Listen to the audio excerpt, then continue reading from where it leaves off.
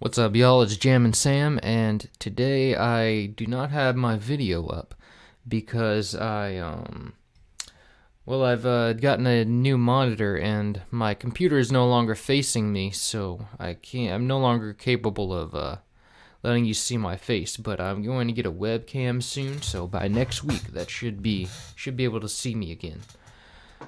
Anyway, let's see. So today we are going to restore the part of Super Metroid where the space pirates appear after you've sort of made Ridley run away. No, when you return to Criteria, after going back to the ship, and then there's like sort of space pirates crawling all over the place. So we're gonna go ahead and restore that, and I've got some alcohol with me today, in case a SPC tool crashes. Today I've got you can't see it, but today I've got a 1800 coconut, which is a tequila, coconut flavored tequila.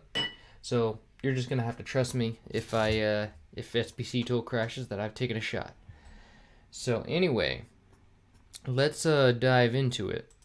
So let's load up the track blueprint, which is Criteria, the space pirates appear.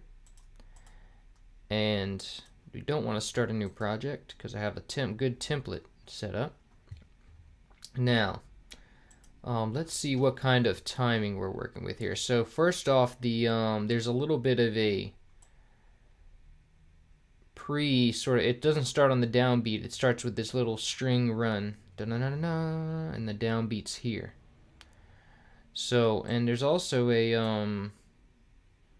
little bit of a space between here that doesn't really need to be there, so we'll have to fix that later on. And so we've got so this should be like I think that's that sort of harp sound.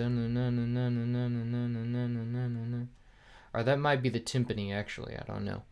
But, yeah, let's see if the timing... So the timing seems to be good. I think we'll figure it out. Yeah, the timing looks like it's good, but if it doesn't add up, we'll figure it out as we go. So, now we have no loop. We have no real loop here. It's kind of just loops. See, the loop would be right here. We don't really have it going. We don't have to do anything as far as the loop. But we do have to delete these sounds. And I want to mute out all these MIDI channels so I don't hear it monitored because it's going to sound weird. And we're going to... Let's listen to the original first.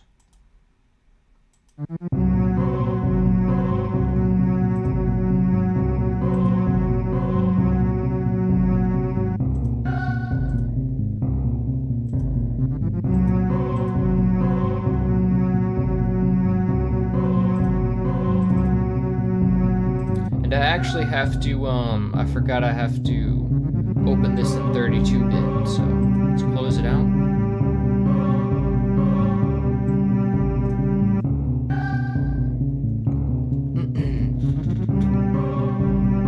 Let's see.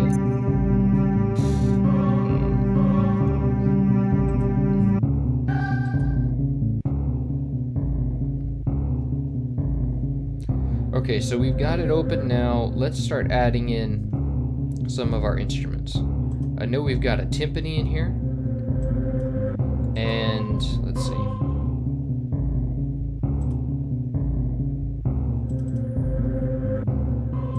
Proteus 2 is where the source is. Select timpani.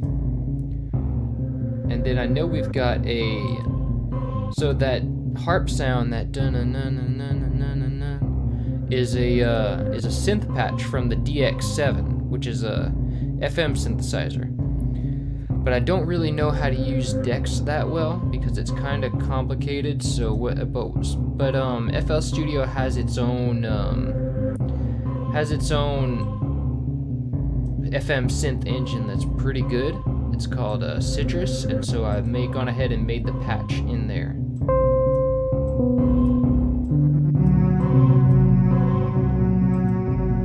So that's what we're going to use for that. And let's rename this timpani. Actually, I have to come all the way over here now to type. Hola. Alright, I see you guys are pouring in here. You're freaking amazing. Thank you so much for your hard work. No problem, man. Glad you enjoy it. Hello there. Sick restorations, dude. Thanks, dude. Hola. Hey. Hola. ¿Cómo estás? Now, we will... Let me see, what else do I need? I need that choir sound, so I'll need contact.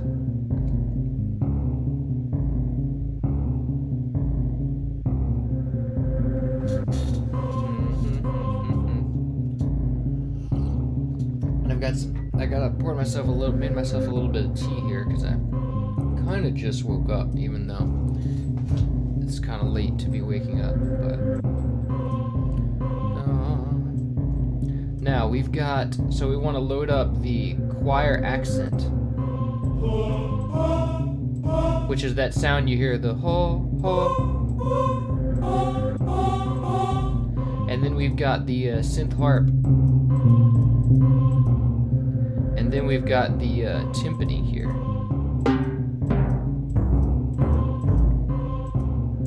And so now the only thing, the choir, we're gonna have to do some stuff here to really make it sound like it's from the game, like it does it in the game. One thing we're gonna have to do is play it in octaves. We're gonna have to double up the octaves. And then the other thing we're gonna have to do is bring in a orchestra hit. So this is gonna be layered with that because it is in the game. So it's gonna give it like a sharper punch. So,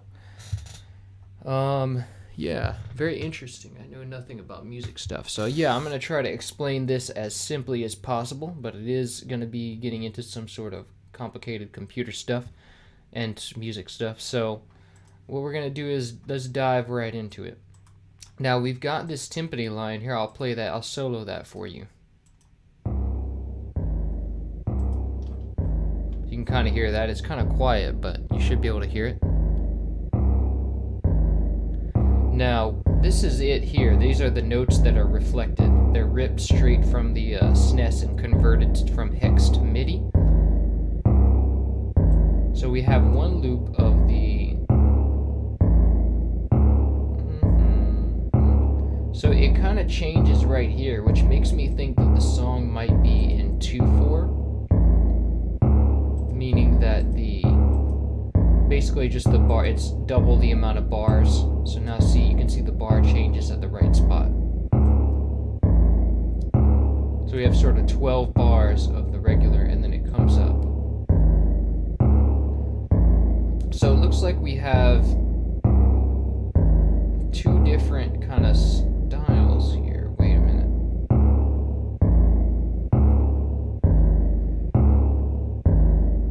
Actually, so we got a little bit of unique stuff here. I'm gonna say that this thing, we don't want to copy anything twice.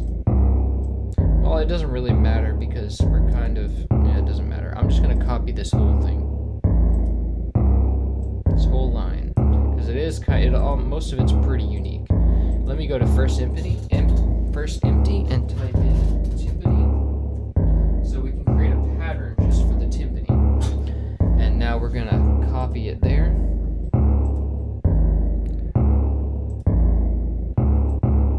Now we have the timpani on one line in the part that's gonna play for the actual timpani. So this is the restored timpani, full quality timpani. Now let's quantize it because all these sounds are kind of off in some areas. See, like this. So let's quantize it, which means we snap it to the grid. Snap it to step and press quantize. Now, if we cut this out, and we play it, we're gonna hear that it's gonna sound restored.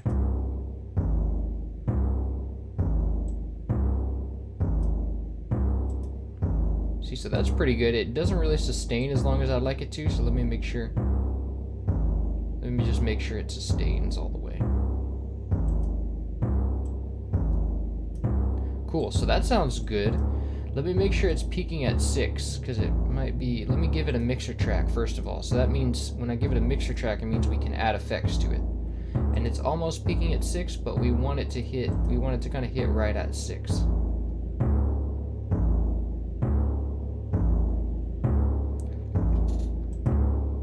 Because it's a bass, and like we really want the... It's functioning as kind of like a kick, like an orchestral kick, and we want the kick and the bass to both peak at 6. That's kind of my system I've devised. So that's the timpani right now. Let's go ahead and send it to drum reverb. Let's make sure that we have the we take out the reverb on the bass frequencies, because we don't want any bass reverb on bass, because that's just gonna muck everything up. So see, we have that kind of reverb tail, and we just... Now we have some subtle reverb there. You guys might not be able to hear it, but yeah, it's there, and you'll be able to definitely make a difference in the full mix. Now, next thing, what's the next thing that we need to do? So we've got that synth harp, one part of it anyway. What they do is they put it in 2 different channels so that they can kind of like have it release.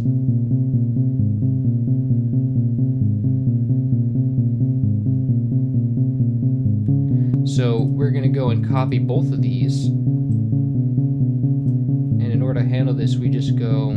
So let's see what we're kind of working with here. Looks like it's kind of a unique pattern, so let's copy the whole thing. And let's go to first empty and make a new pattern called Synth Harp. I think I hear some bass in there too, some bass notes. Yeah, see, there's some bass thumps that come in.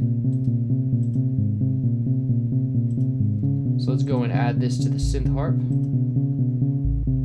And we want it to be right here, because that's when it starts. Now let's quantize that.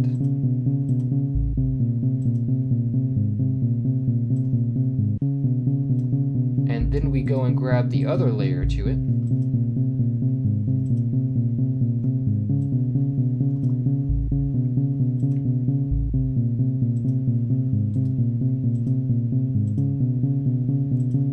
Going to add pretty early, so let's go and drag it this way, quantize it.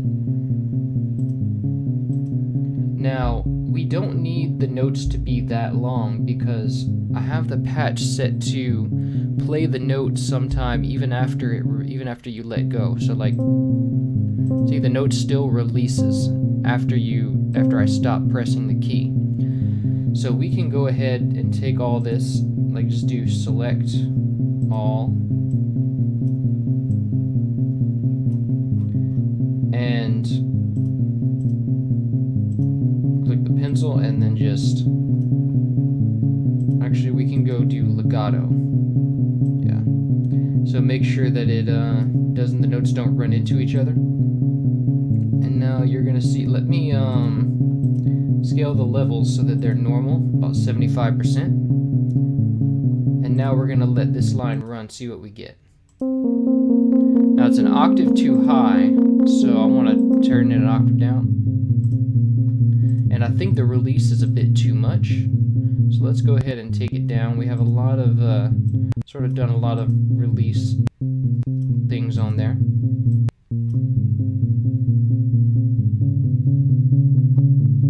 Now that sounds a little better. Let me take down the curve so that it's like a little bit more like, starts off going down and then like kind of releases a bit.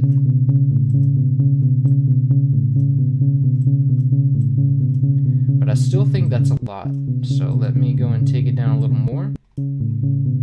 Oh wait, no, I'm taking down the decay. I need to take down the release.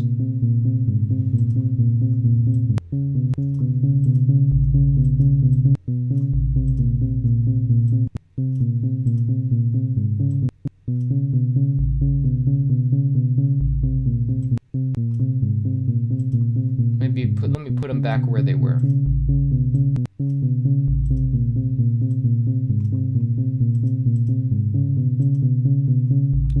That sounds good. See how it kind of it stacks up pretty well against the original.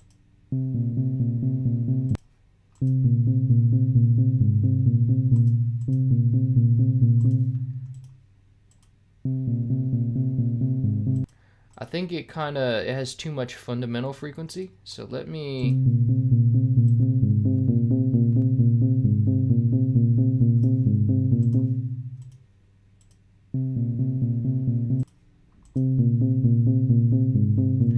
and I think it has too much of a sharp attack, so let me kind of remedy that. Maybe a little bit too much of that frequency. That's beautiful. I like that.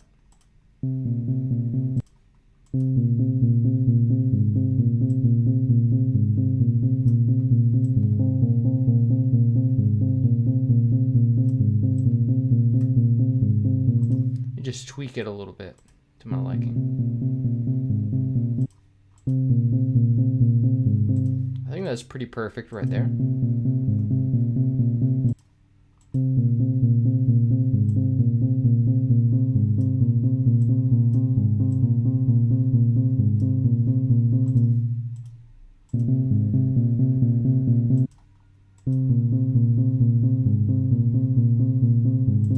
Cool, I like that.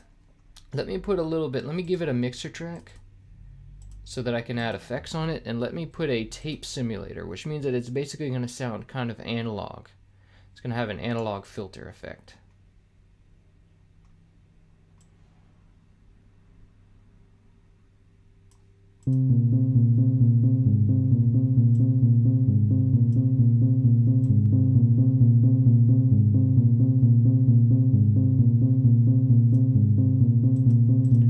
Let me also raise the highs on it.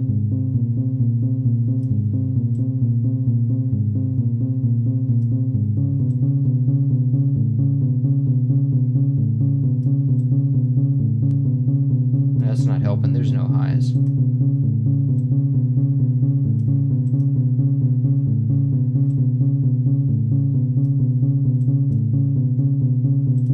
That's okay, it doesn't need it, it's good enough.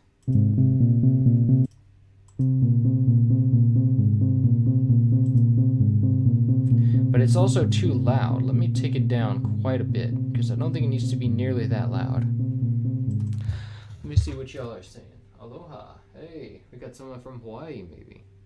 Glad to listen to your recreated music as a big fan of Nintendo retro games. Thank you and good luck. Hey, glad you enjoy it. This is fascinating. You're amazing.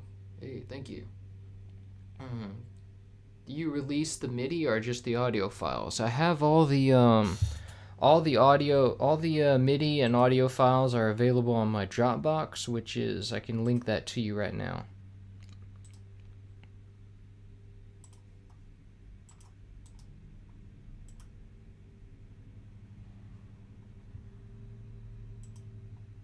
There you go.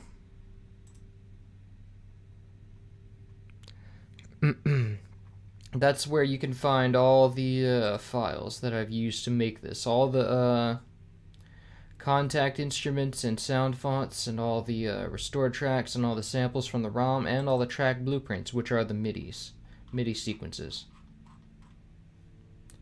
You can find it there. Enjoy. Now let's send this to accompaniment, and I kind of want to, let me see, it doesn't have any, I think it's a synth, so it doesn't really need any reverb. If I do want to add any reverb, I'll add it in the synth engine. But because there's so few frequencies, it doesn't really need any reverb.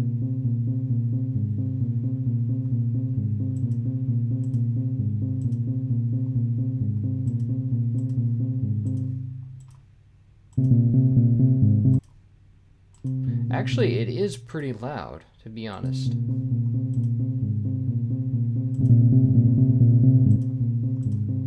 It is pretty loud. Let me take it up, let me take it down to -3 dB.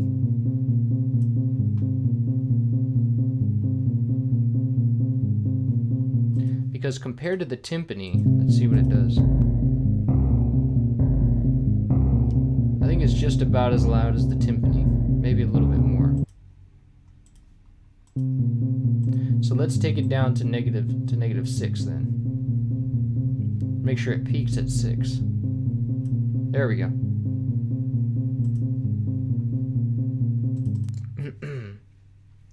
So we've got those two kind of lines. Let's hear them together.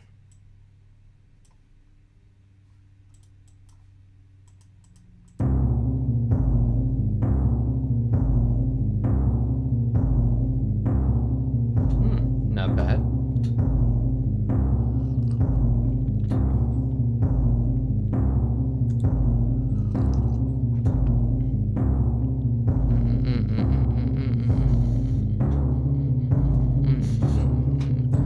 Okay, so that's cool. Let's move on to whatever's next. So we got that string line. Which strings are those?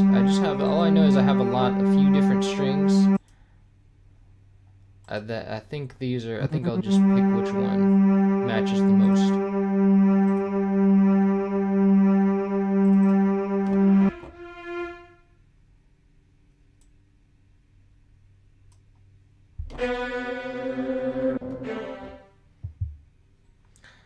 So let's test it on this one. Let's go grab our string line.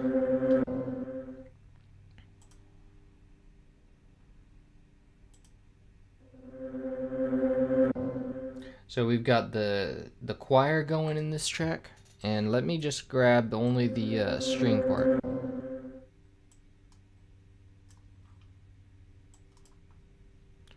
Now let me copy that. Let's make a new empty pattern and call it strings. Now we're gonna paste this here in the strings line. Let's see. And we've got it. It's too loud, so let me take down the velocity.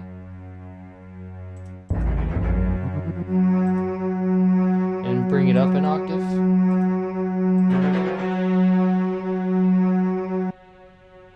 It actually sounds pretty good.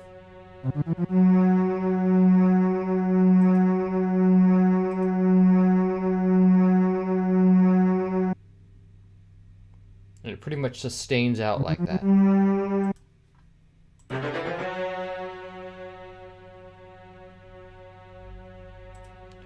Let me say it's like gonna be full sustain.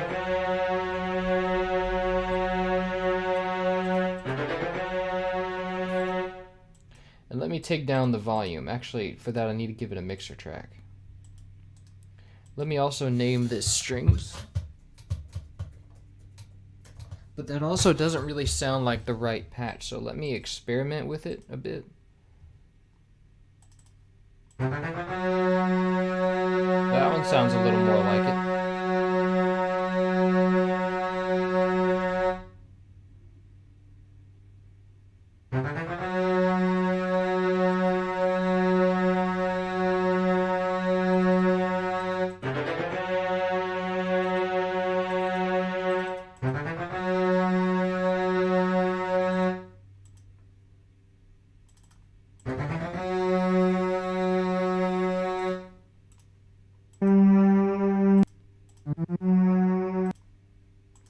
But we also don't have much of an attack on there.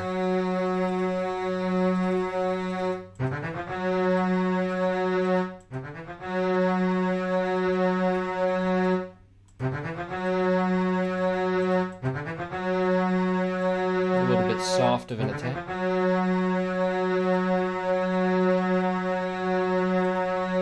Let me give it a mixer track and take it down in volume. Let me do like -6. -6. Now let me test that and see how well the other strings patches I have work. Because I don't remember which one goes with which string patch. So I'm just going to find the one that works the best.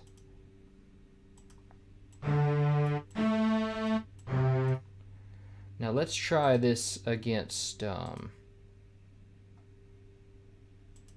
It's tough because I can't go to it's hard to get to my computer to cut the tracks and paste. Alright, so Now we have, let's see, let's send it to track 2, change color. That sounds the best, I think. Yeah, look at that, that's great.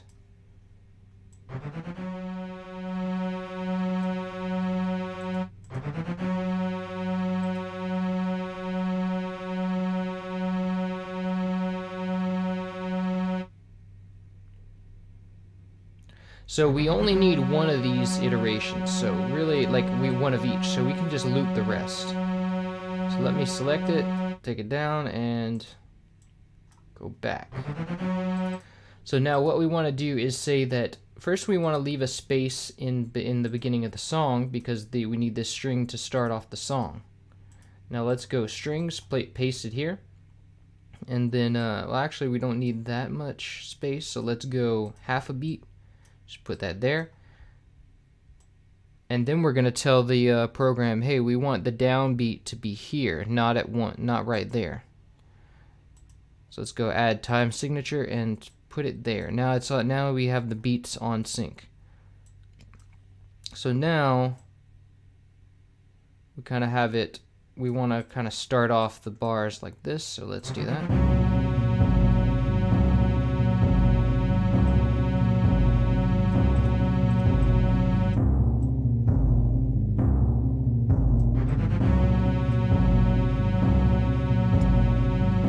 And we want to send this, now this is already in a mixer track, so we want to send it to, well no it's not, because that's the old one's in the mixer track. So now what we want to do is tell Contact, we want to say, hey, like since we have 2 patches here, we want to say, hey, this one's going to go to a different output. So this one's going to output 1, let's create a separate master output channel. And let's open the output settings, and let's say, hey, I want this output to go to 3 and 4, which is, here we can map out 3 and 4 to be, say 1. Let's give it a mixer track of its own. Actually, let's send it straight to strings, because that's going to be our new strings. Cool.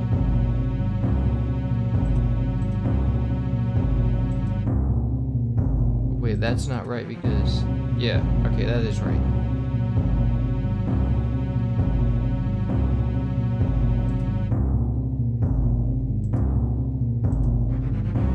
But I think, okay.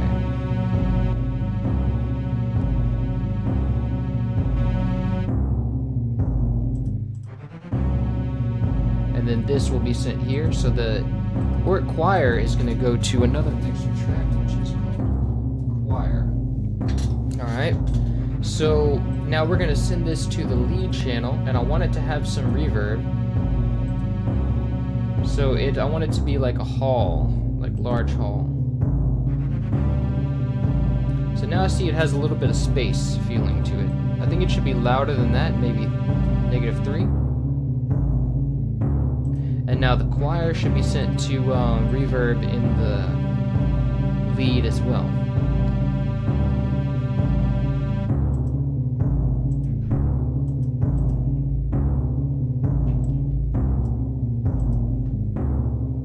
So that's pretty good. Let me bring in the original and layer it on top. Like, it's not going to play a sound, but it's just so I can see visually what's kind of going on. So I can see where these strings start. They're starting in the right place.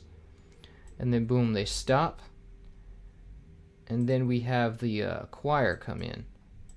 Now, what's this automation? I don't know. But they all, let's see, they all should have pretty much this, like, they all have center panning so far. Let's see what the choir does.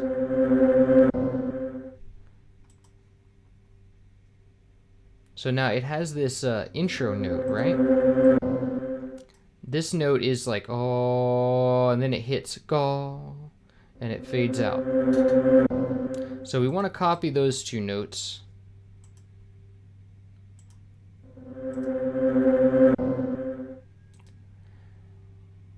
And let's make a new pattern, call it choir.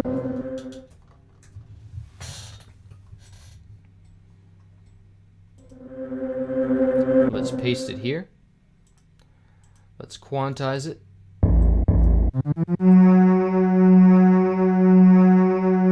But there's also a timpani hit in this channel.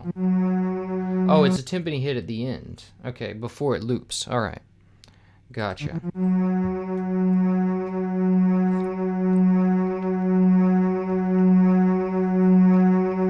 Okay, so I'm not gonna play. I'm gonna keep playing the choir bit.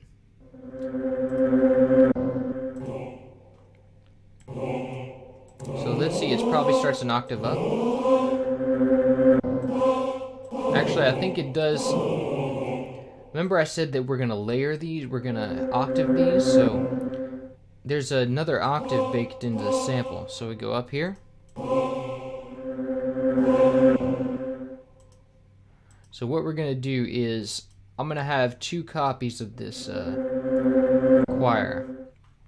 So we're gonna go, this one's gonna be channel 3, and I'm gonna send this one to channel 3. Actually, no, they can both be channel 1. What I'm gonna do is automate the volume, and I think they did this in the original. The volume automation should be there. Yes, see, right here.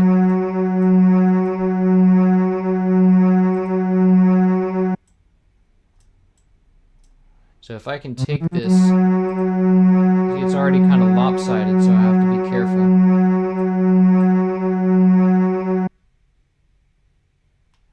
Now I copy this.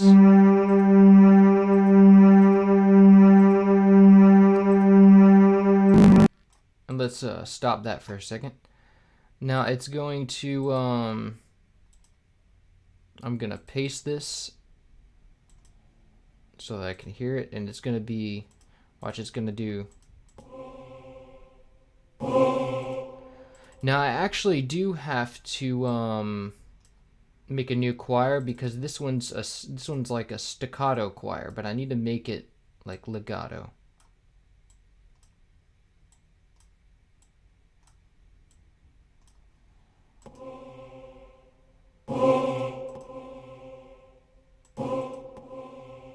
But I still hear that pop in there, so I need some attack for myself.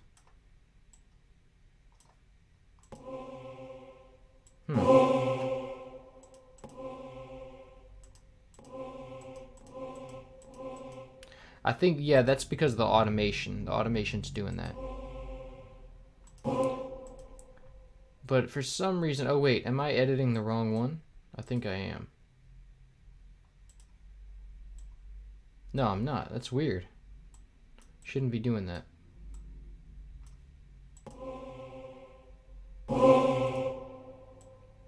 See, that doesn't make sense because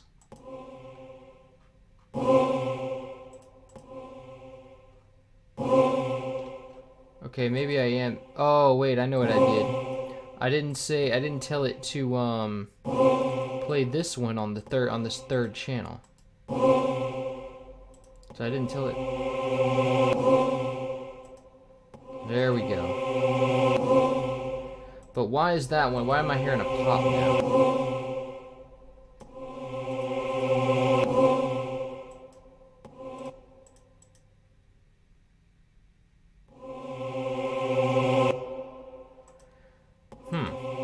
Okay, I think I know why. Because it's the envelope on here. There's no release.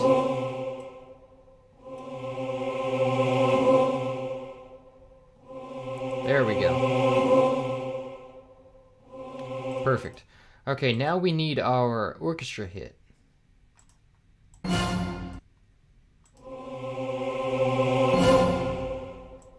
think it needs to be down here too.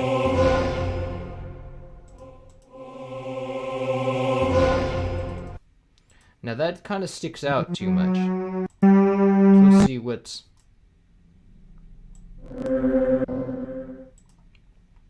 Now the orchestra hit, you can hear it, you can kind of hear it if you really listen. It should be short. And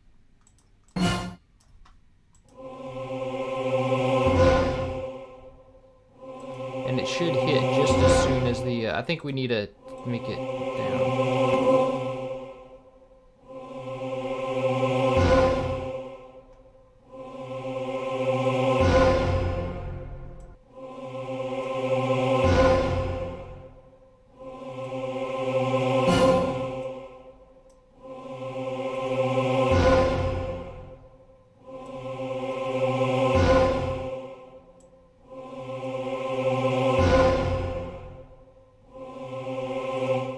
So that sounds pretty good. Let's listen to the original again.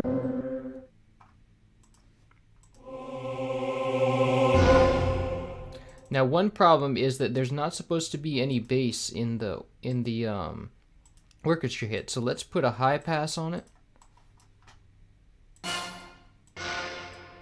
Not that much of a high pass.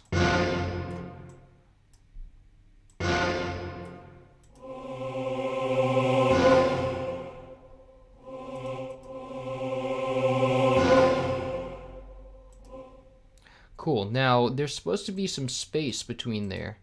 If you listen, like it stops, the choir stops real quick before it like actually plays the note. So let's see. We can.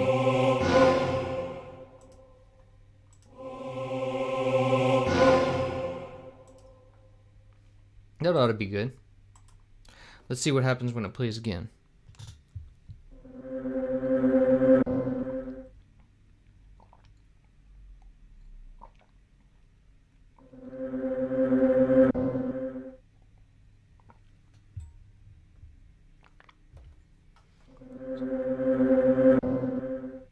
So someone said the orchestral choir sounds like the wrong note and a fifth too high. Let's see.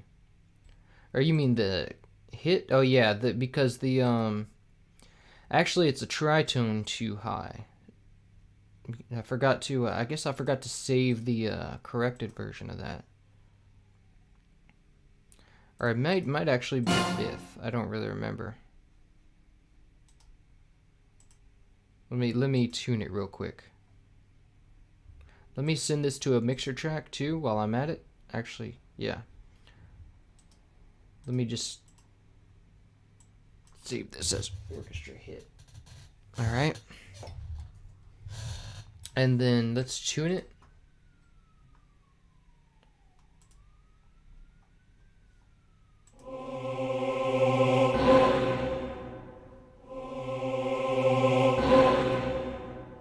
And actually, now it's an octave too high. So let me bring it up to the top octave.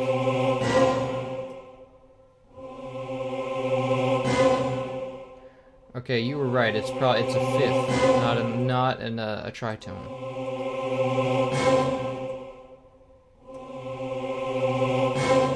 I knew something sounded off about that.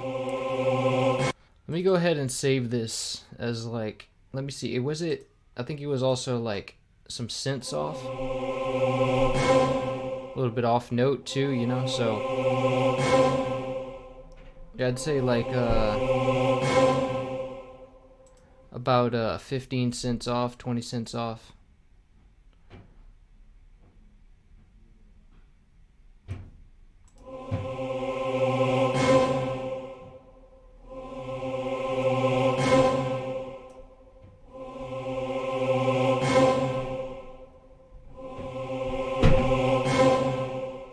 Okay, so that sounds pretty good. Let's see.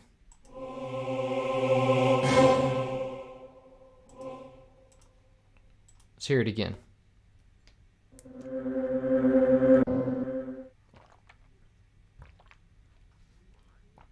Sounding pretty good. But I think the hit part is much quieter than the.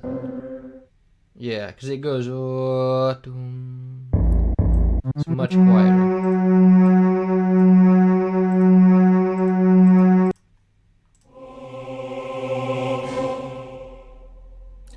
And I think we need we need a low pass here because there's too much highs. So let me take that down and see what happens.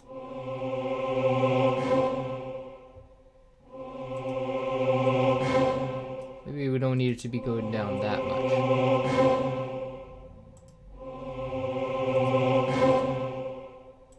And maybe we can take down some of the release on the attack choir so that it's a little bit more sudden. Yes, there we go. Let's listen to that again.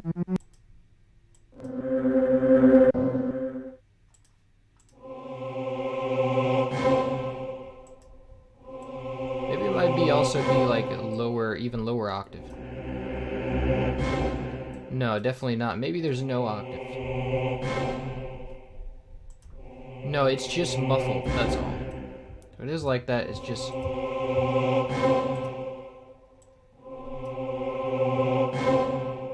There we go. Let's also bring down the...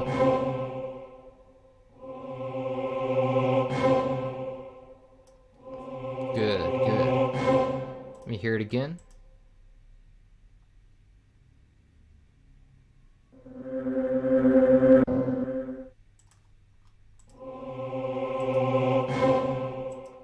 And I don't think the orchestra hit is that sharp. Like it, yeah, there we go. But I think so. I think we just need to get an envelope on it.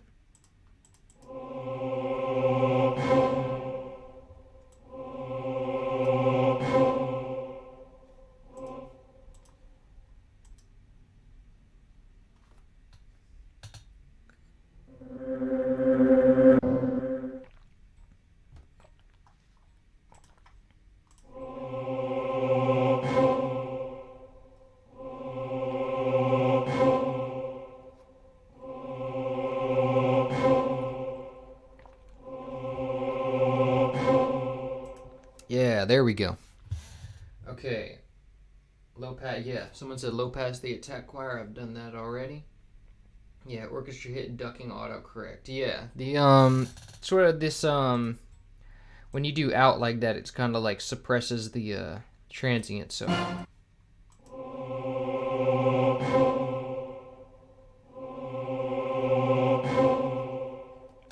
Cool. Now let me go ahead and save this so it's automatically tuned whenever I load it up, so we don't have that problem again.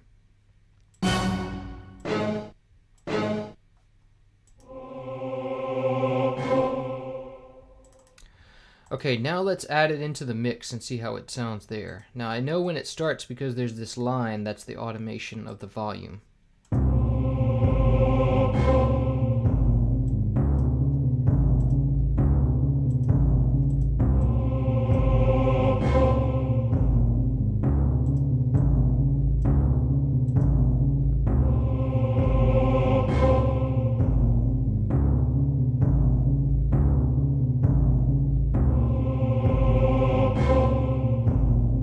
Let's insert one here because I think these here are like the ho, ho.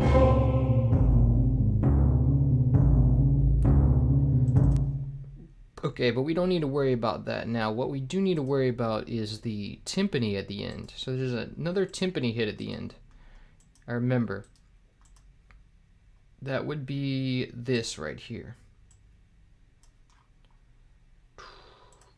So this would be at the end right before the song restarts. So let me go and copy this and go to send it to the timpani track instead.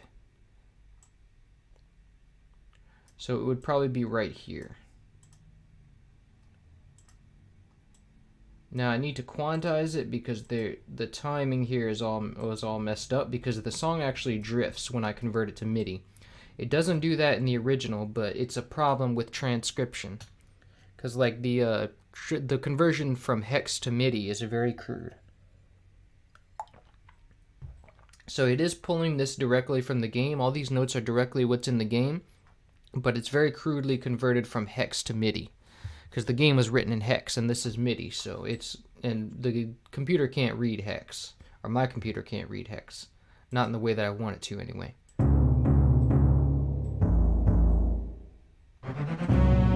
Let's make this sustain so we can like... And so what I'm going to do is, just so it loops, I'm going to put this at the end.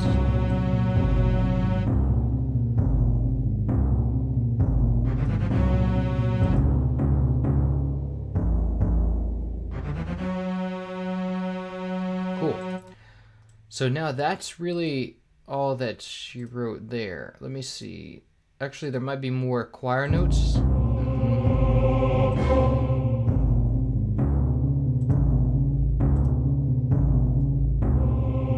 Oh yeah.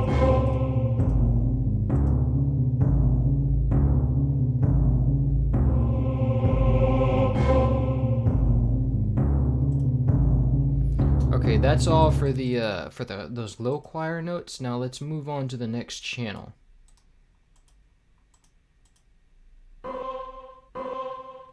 So now we have the higher choir hits. Higher choir.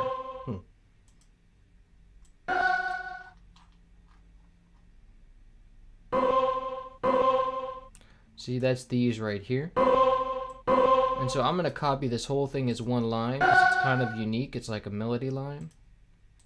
So let's see, let's call this higher choir.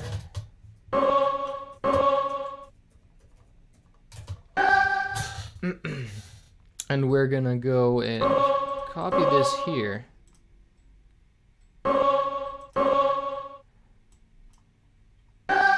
And let's make sure that we scale it down to normal velocity. And make sure that we're also sending it to the channel 1.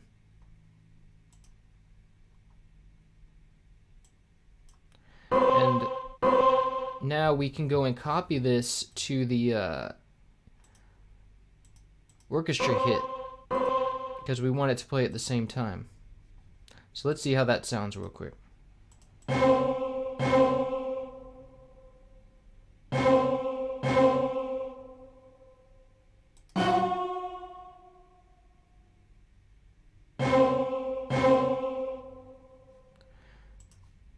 Now we need to make the choir an octave, double up the octaves basically.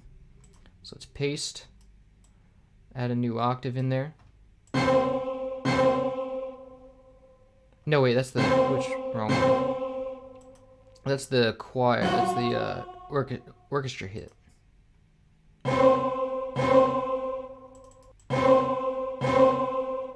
Now it doesn't. One problem is that it doesn't fade out fast enough. So what I want to do is load up a new choir, and this one's going to be at channel 4. So I want to change this, change the notes to go to channel 4 as well. No, not paste. Change color. Now we have a fresh copy of a choir. Now I just need to tell the computer, hey, I want these notes to fade out faster.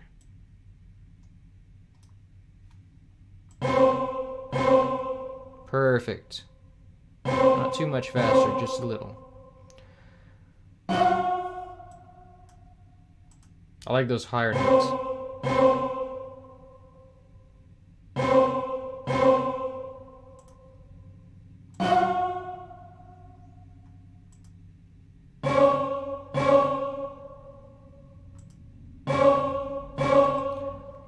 Also, that choir is really loud. The higher one, at least. Let me see. Yeah, the lower one's. Well, the lower one's fine. I think the higher one is is way too loud. You're way too loud. Okay, take it down -3, and then let's see the higher choir go at it. Let's also take down the volume of the orchestra hit here. I think we can take it down even more, to be honest.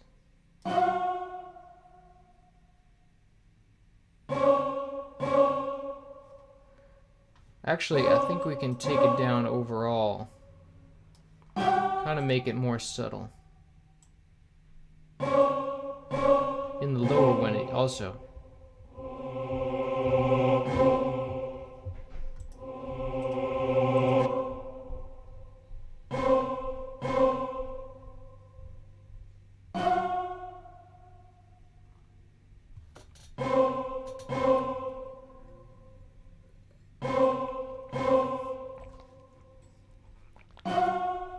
Cool, that sounds good.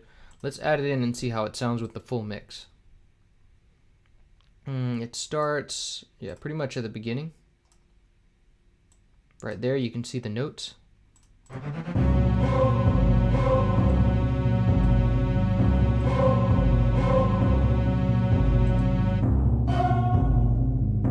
I think we can also take down the attack a bit. Well, there's no attack.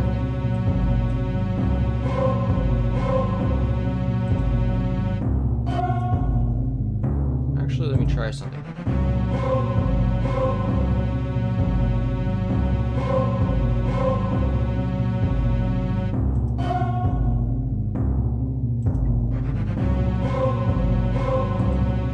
Let me also raise the attack.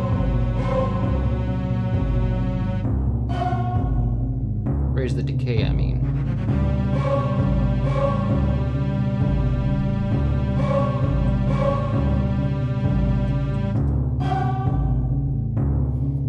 Yeah, when it goes here, I want the sustain to be max.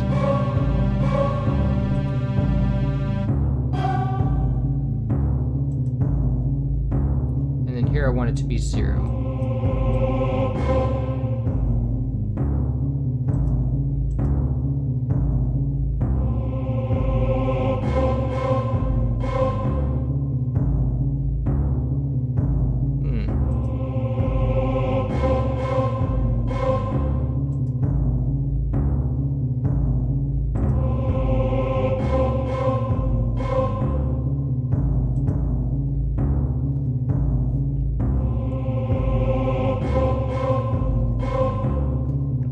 See, that's not right, because it sounds the way the orchestra hit doubles up. It sounds the same as the higher ones, but it shouldn't sound the same as the higher ones, because the higher ones should be an octave up. So let's go and put those an octave up. But that doesn't sound right, so maybe they're both supposed to be down.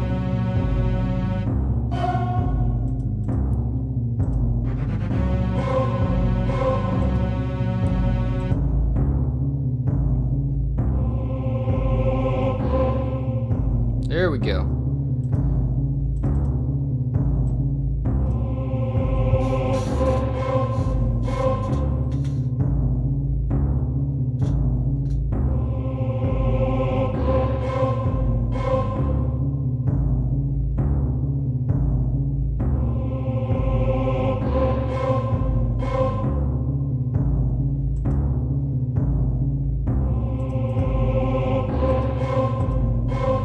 Remove this automation because I don't like it. It's intersecting with the other choir.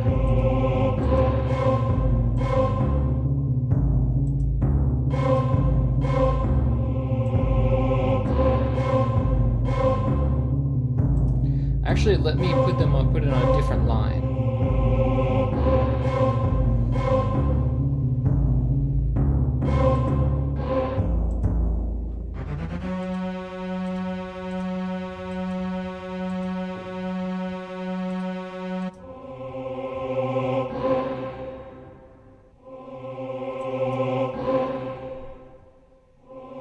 There we go. That one fades out all the way.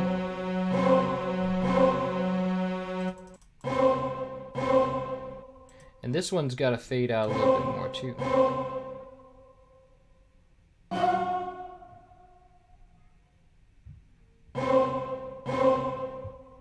Got to fade out a little faster, actually.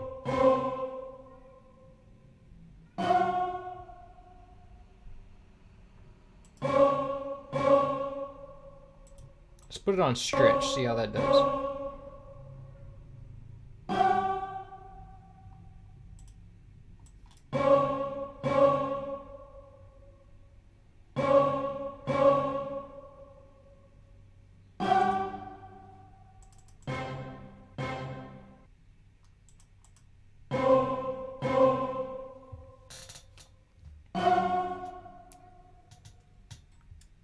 Cool, so that works.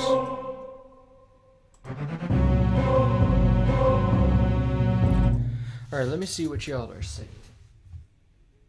Is there supposed to be a timpani hit along with the orchestra hit? I feel like the original has a bit of boom underneath it here. Underneath it there. Let me see, maybe I did the high pass too much because it does have a timpani in it. And it's supposed to be, maybe it's supposed to be a little more audible. Because if you listen...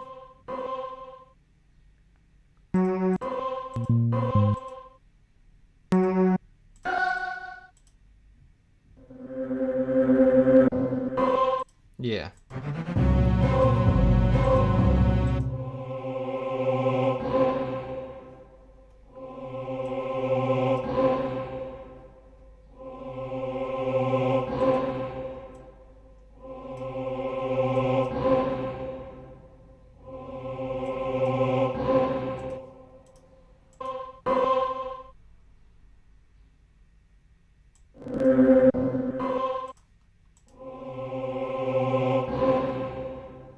There you go. Now you got a bit more boom out of it. Like the one where the note where it goes up higher. Yeah. I see you got now you got a little more boom in it.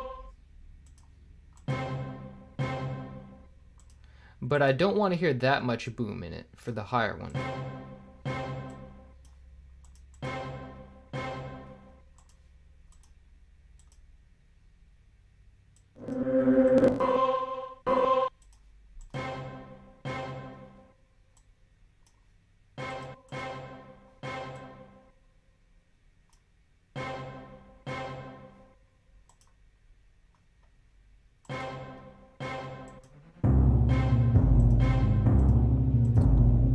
Looks like the automation kind of failed us.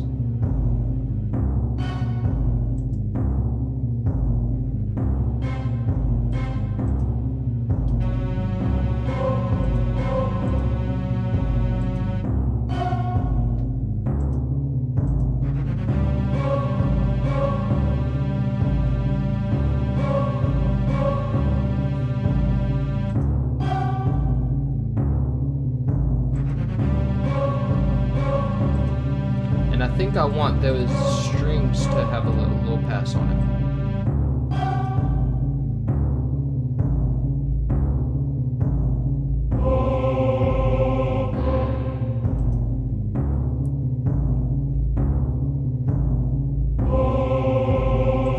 And oh wait, the automation's not running now.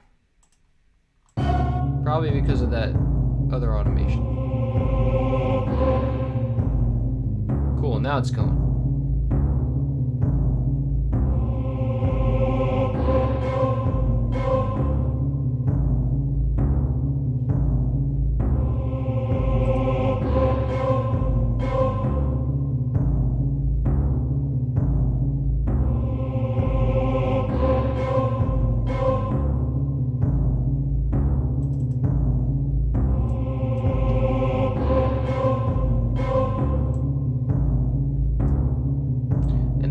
Quantize these because they have a little extra.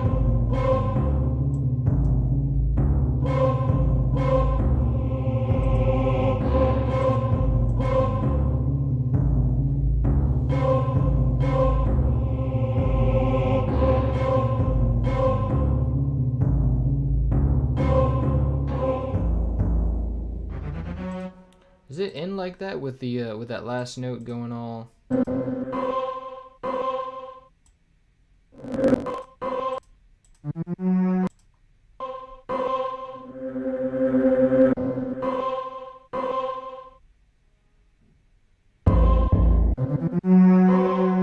No, it doesn't end like that. So what is that then? What is that on the last?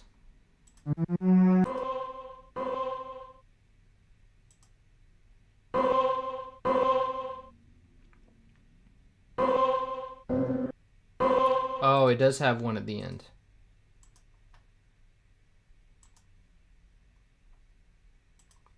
So we got an octave going there.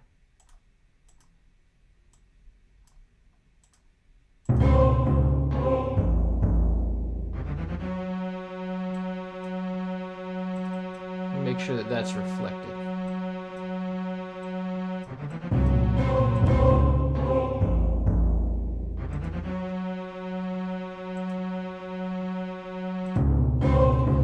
So now we just need to copy all of these after, make it loop. But let's cut this one out here. I need to, here I can just do that, cool. Copy and paste.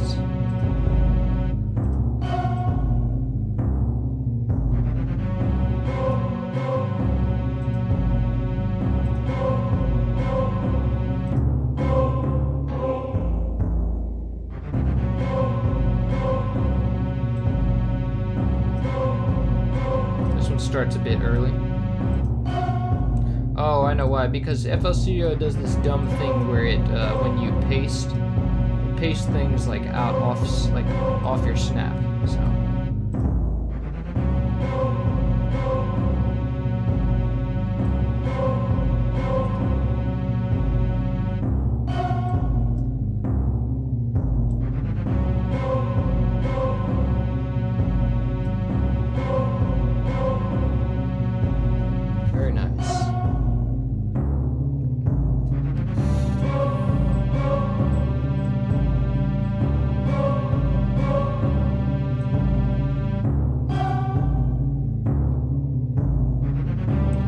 so let me check on the ending of that, because I don't know this game very well, so I don't remember if that's how it ended with the loop.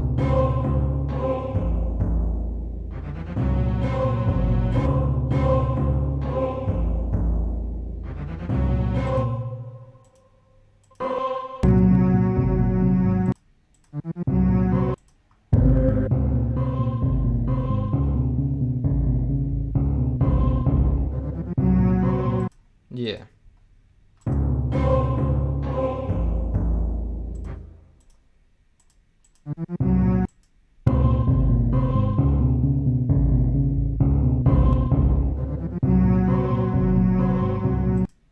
But I think that last note is almost too quiet to hear for the choir. So it's probably like really subtle.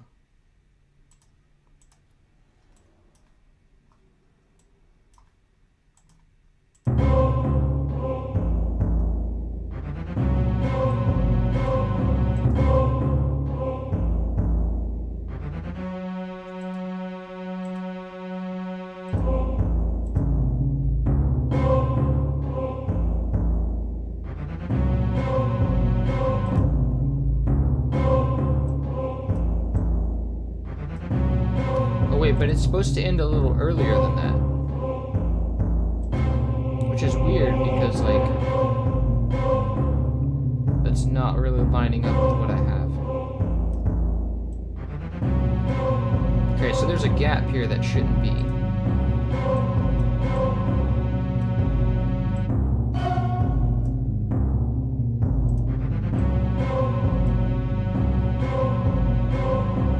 That means that timpani... Oh, I see. The timpani has to be in like an octave here. That's an extra note. That's why they didn't put it in the other channel, because the other channel is already going.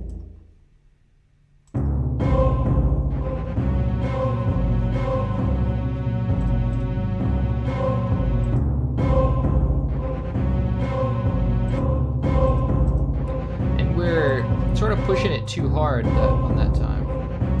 So this would be a good time to start mastering. So let me grab Maximus and let's see.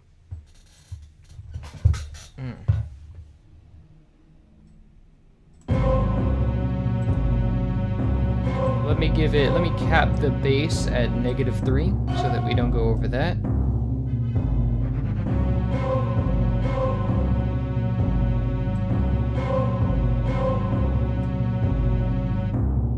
Pretty much, actually, the bass has to cap here. That's where the loudest bass is so far. And let's cap the mids at -3. And let's give it a little bit of a thing because we need it, like a little bit of a knee, because we need it to not sound like it's compressing, if it does come to that.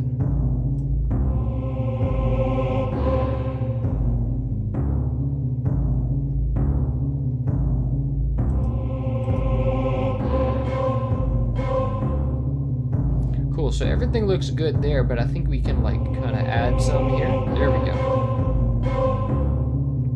Now let's see at the end what happens here, because I know we're pushing the bass pretty hard. There we go. So we can actually alleviate some of that right here, kind of compress it a bit.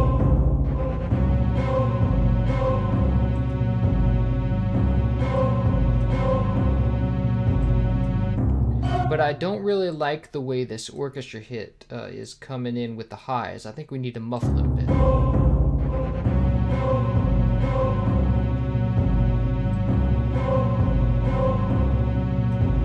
And then we can bring it up.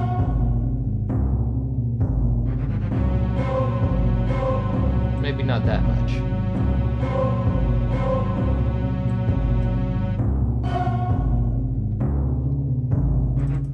Now, that sounds pretty good. As far as everything goes, I want to go over once again. Let's see, how long have we been streaming? 1 hour. That's not bad. So I want to go over everything and say, okay, make sure that everything, like, kind of zero in on the detail of everything. Make sure it sounds really good. So let's see. Let's go to the timpani. And I'm going to want to put a tape simulator on it. There we go, that tape simulator sounds really good. Give it some feedback. Feedback sounds really nice. Let me make sure it still peaks at 6. No, we want it to peak at 6. Take it down a little bit.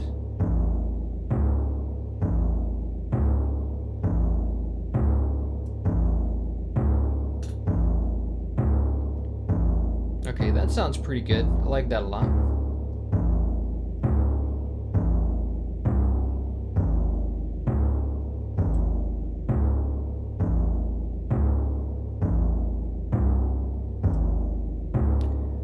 Okay, now let's go to the Synth Harp.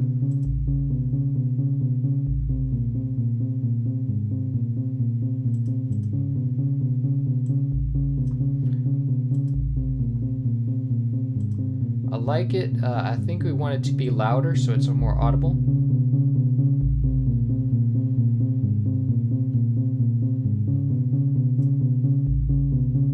There we go. And I want to get a little more overtones on that.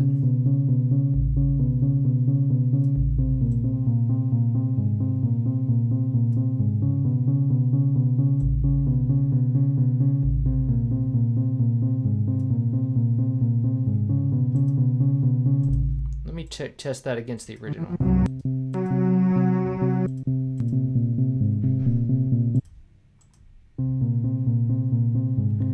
I think that's a little bit too strong of the overtones. -1. There we go.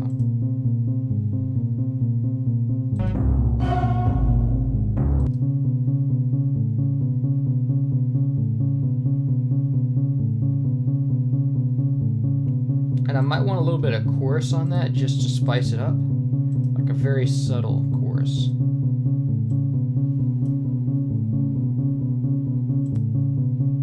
Maybe a little bit of reverb.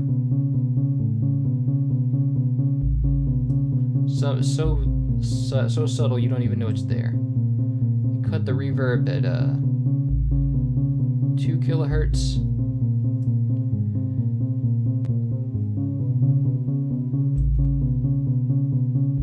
Put some subtle chorus on it.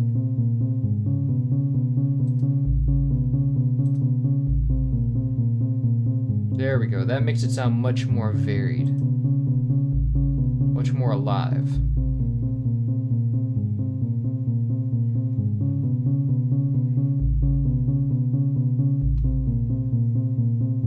Cool. Now let's go for the strings. Now these sound really flat, mostly because they're mono, but there's nothing we can do about that. So let's add some chorus to it.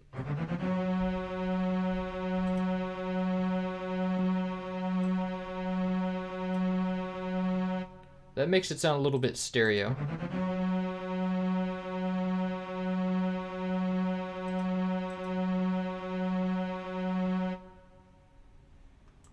Cool. Now, because it's stereo, we can add some separation. Let's add 50% stereo separation, so it sounds like it's coming from everywhere, essentially. Now, the choir is already stereo, so we can add some separation to that easy.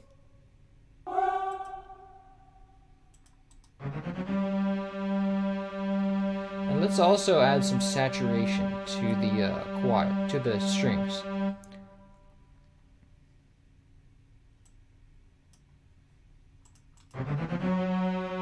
And because we added saturation, that means we have to take down the volume a bit to compensate, because it makes it louder. Now let's check out the choir. I think there's a little bit heavy on the bass there.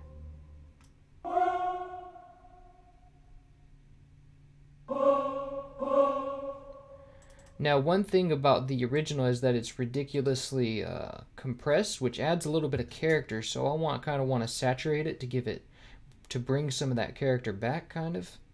Let me try Blood Overdrive.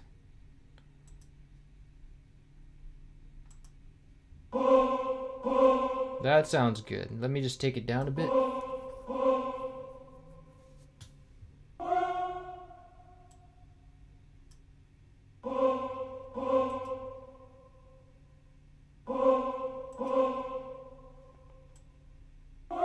Actually, not really doing much.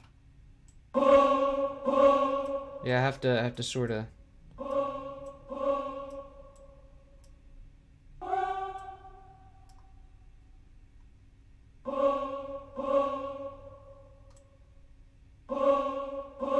There we go. That's giving a little bit of good stuff.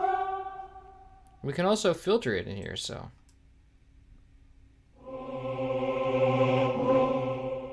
That's too much. When it comes in, when it hits with that,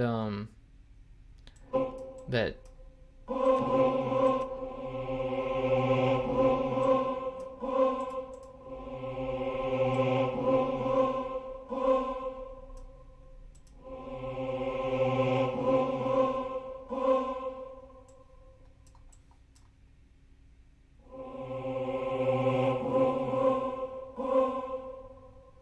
I can still hear too much distortion, so let me try just straight saturation.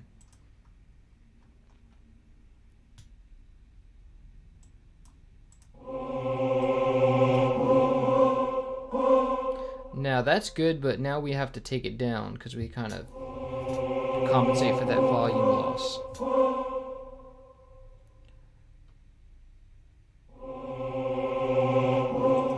Actually, let's give it a tape effect instead. The tape effect has saturation on it, so I'm just going to pump that up. Let's set it to 30.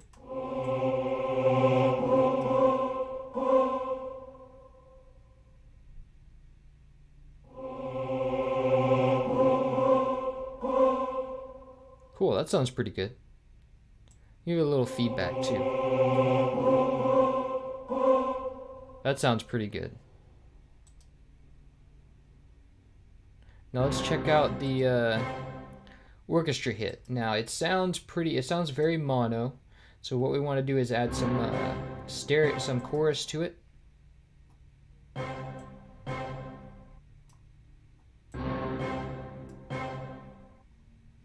Now we can stereo separate it a bit.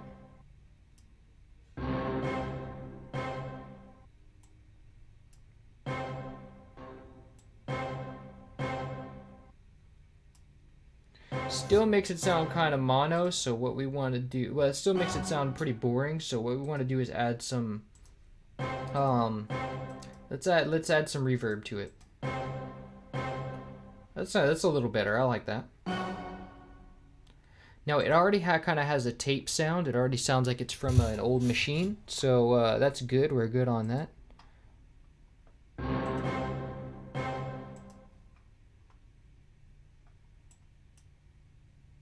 Maybe a little more stereo separation. Yeah, make it really separated.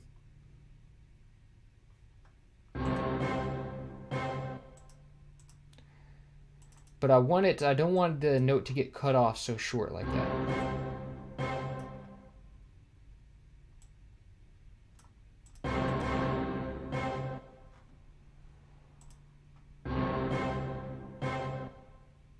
That's weird.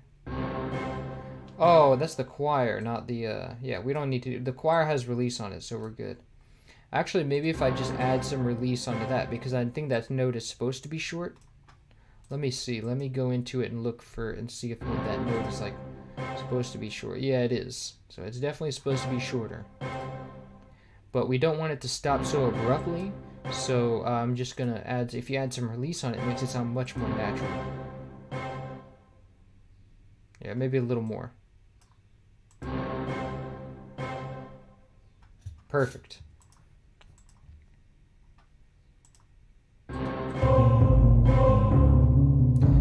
See how that opens everything up so much more. Everything feels more open after that little mixing pass with the saturation and everything.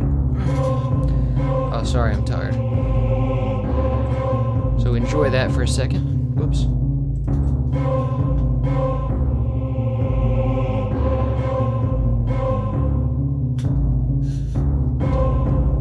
I think the orchestra hit is good on the low pass, so like if you listen to the original.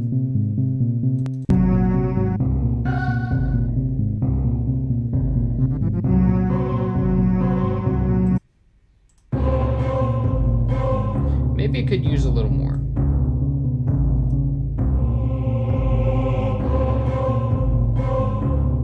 Actually, I think it just needs to really cut, because this is not totally cutting off the high frequencies.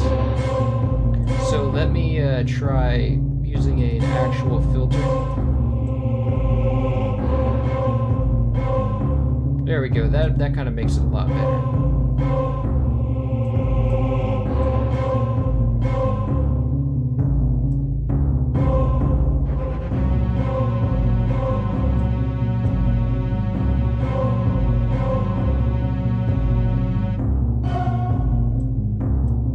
How does that sound? Let me know.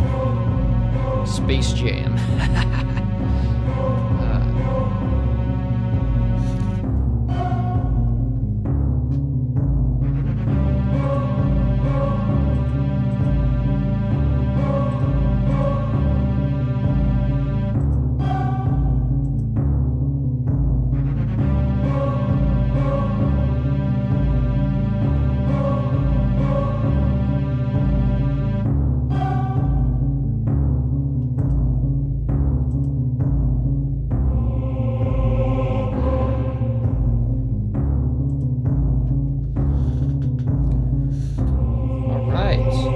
It's coming together.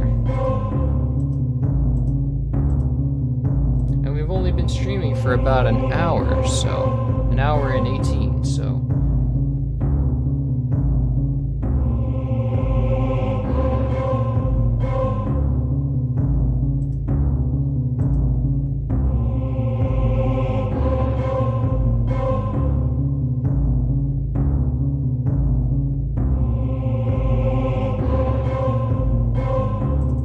Cool, so I'm gonna save that as an actual track. Actually, let me keep it playing while you do that.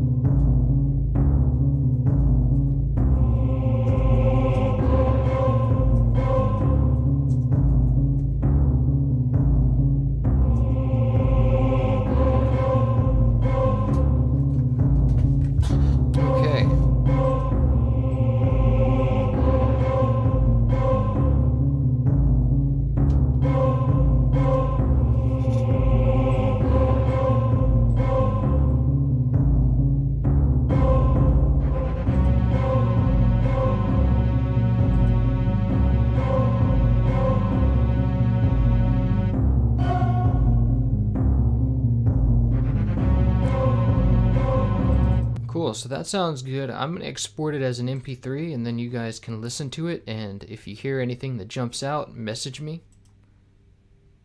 I'm going to link it to you guys. Now, while it's doing that, we have like I want to be streaming for like 3 hours. So we have like an hour and a half left. So what I want to do is let's go and look at, I know there was like a there's some versions of the boss tunes that have like the siren in it. So I want to look at that, maybe modifying that for a bit.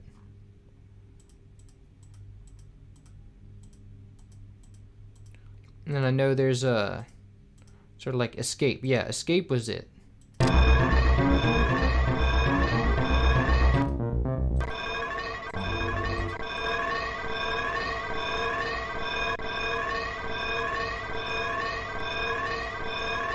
So it looks like it's got that siren in it, and it's just like spreading out.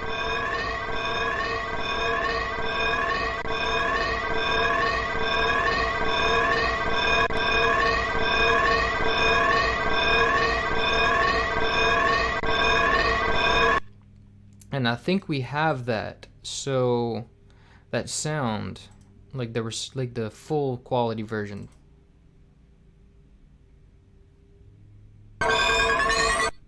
Yep, so what we're gonna do is we're gonna add that into the project. And that's what we'll do, and then let's see what else. What else do we have here that we could do? It's like a short, kind of quick thing. I can't do this one yet because I'm having some trouble converting it. It converts with just like those 2 notes and then it stops for some reason. I don't know why. Did that one, did that one, did that one. Dun dun dun dun. Dun dun dun dun dun dun dun dun. We still gotta do Meridia, but I think I'm gonna make that a full day, so like just kind of do both these in one day. And I don't even know if I have all the sounds for that one.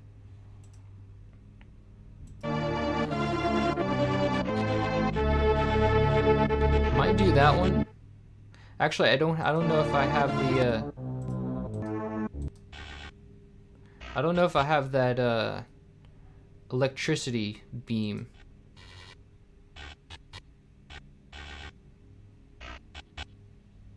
I'm gonna have to see if I have something that sounds like that.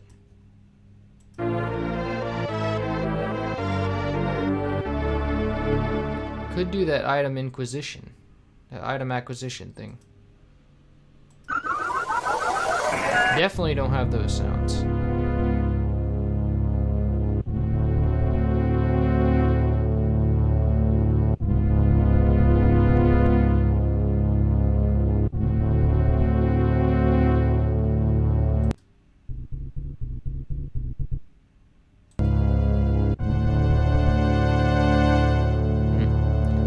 That one. I don't have those sounds.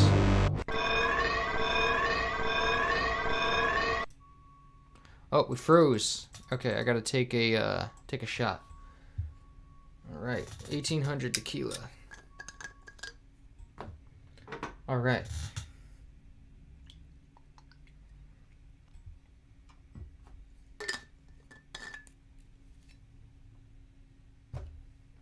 Cheers.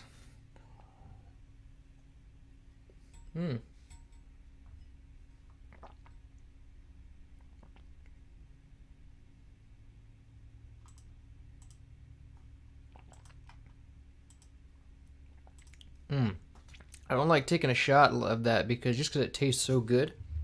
I like to sip it more than anything, but it's the only alcohol I have, so. Now, let's see, Turian, Mother Brain, Escape. Yeah, that was what we were on. Could do that one.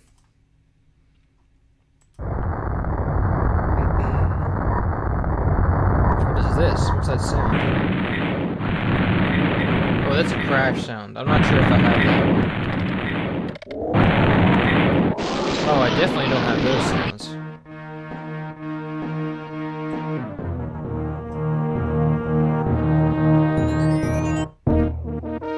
I don't think I have those sounds.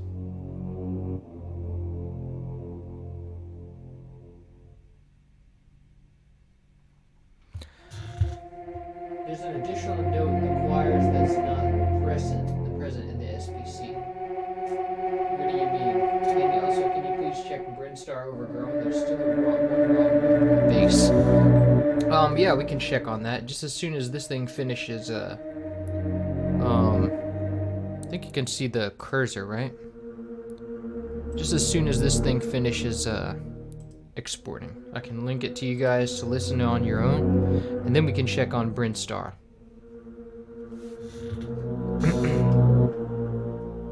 And so you said, what time of the mix is that?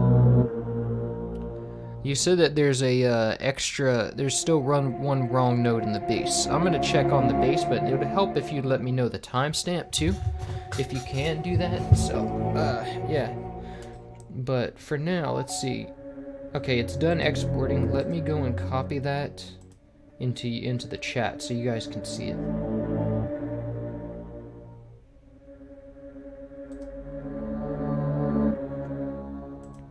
Okay, so now you guys can go and listen to this and see how you feel about it, and then let me know if anything jumps out. But now, what's this? What kind of variation is this? Oh, this is it without rain. So I need to export that track without rain as well.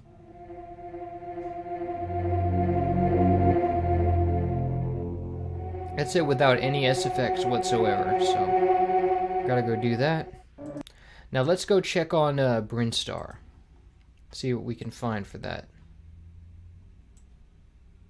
Now I did recently update this track, so it's going to sound different from the video.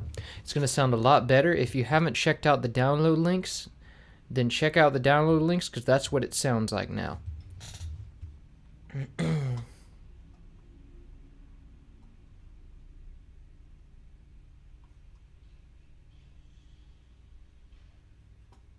Brinstar at 0:50, so at 50 seconds.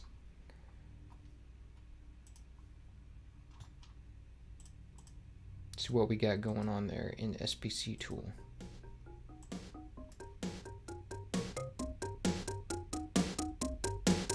So we needed a negative. I can just look at it there. So let's see, 50 seconds.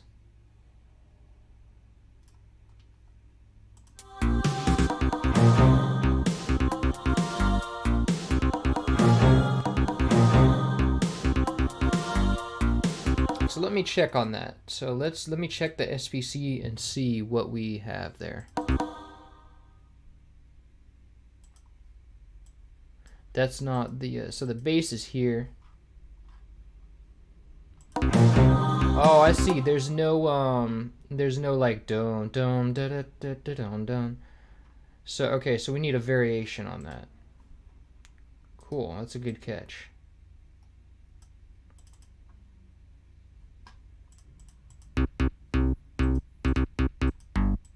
So I need to make a new section of that. Actually, let me just make unique. So that'll make another copy. That means it's basically making another copy of that, a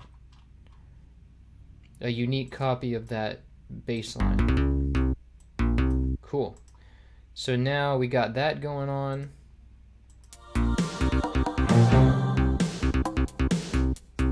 Yeah, I remember that now. So now let me add that into the loop as well. You see it comes after the fourth repeat. Cool. Good stream. I always wondered if it's better on CPU to use one instance of contact and control in FL Studio. Definitely, I would recommend using one instance of contact, because that's going to save you so much on CPU. Yeah, I've definitely used a different, see, like in the original video, I used a sound, like I used a raw synth, but I actually found that the original synth was a sample from the Roland S50, so I used that in the new video, in the new version. I think I might also want to saturate that a bit more.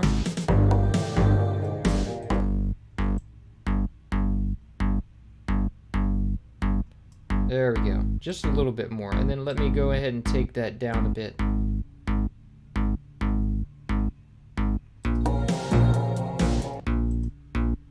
But it's still not peaking at 6. I want it to kind of peak at 6.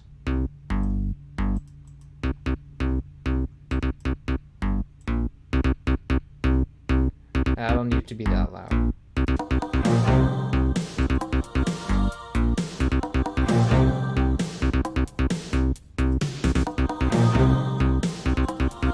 I don't need to.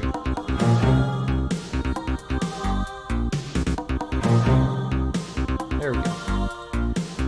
Okay, that ought to work. I'll export that and have it be be on the drive soon.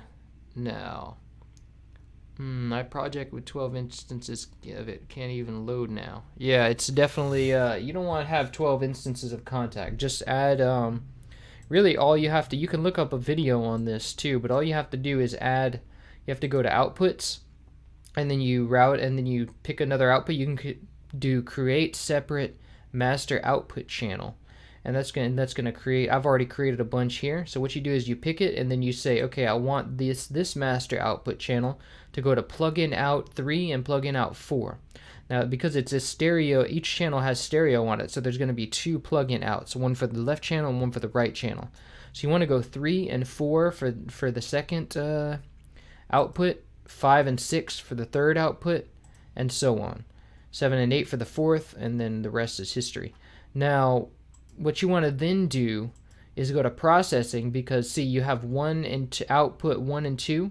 These are both, this is the right and left channel, so it's just taking it as 1, but it's output 1 and 2. This one's going to be 3 and 4. This one's going to be 5 and 6, 7, 8, and so on.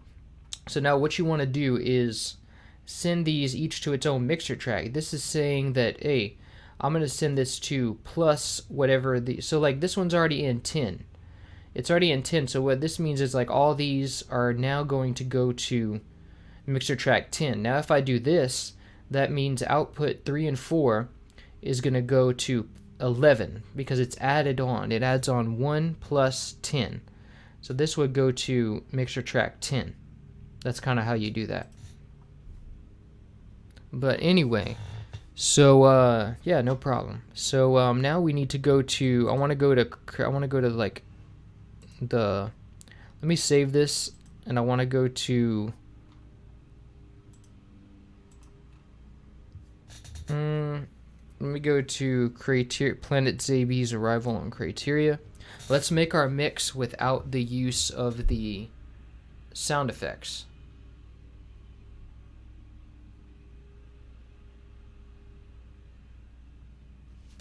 Now, what I want to do is kind of make a new arrangement, because you can have different playlist arrangements. So let's clone this one.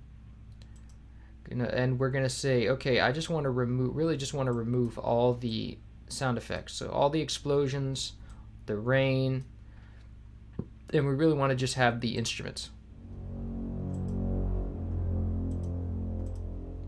And now what you're going to notice is, now that we don't have the instruments, there's a lot of space in here, but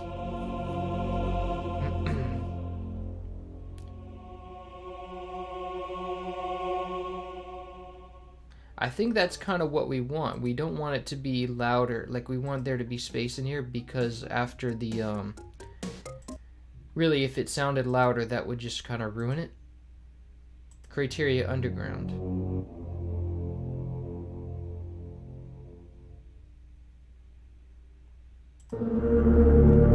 Actually, no, it does compensate for the lack of sound effects. So what we want to do here is we want to say, okay, now when we're on this, let me go and take a new pattern, like just take an empty pattern, and then say, okay, this is now going to, I want to bring the volume up here. So I think the way we're going to do that is, let's go and bring the, actually, no, we don't need to do that. Let's go and create an automation clip where the master volume can go up.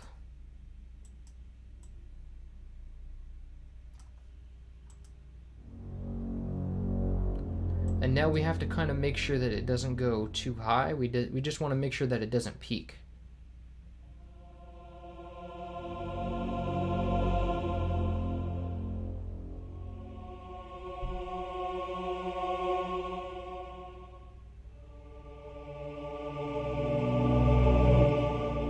Want to make sure that this doesn't reach 0.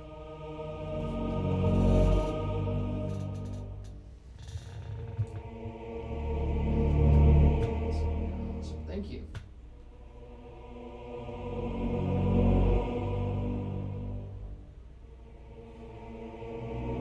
Pretty basic, really needed that really crunchy sound. Yes, I agree. And then after that, that's just a repeat. So we can even go higher with it. Let's see. But it's not even taking the master volume up. Probably because there's a second master volume here. We already used master volume 1. Let me delete that. Try to use the original and see if that kind of does some good stuff.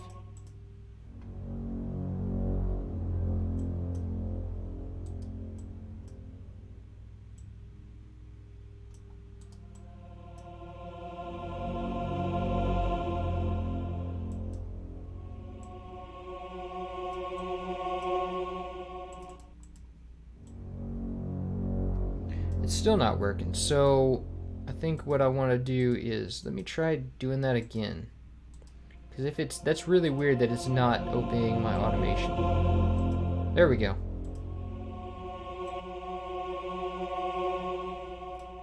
Oh, because there's already that automation here.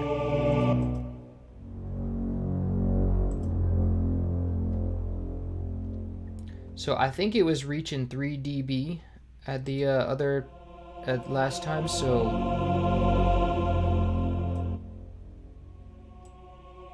it's normally at 80%. Let's do like 10%. Actually, I can just kind of, oh, it must have at least 2 points. So let's go, let's stick with 89%.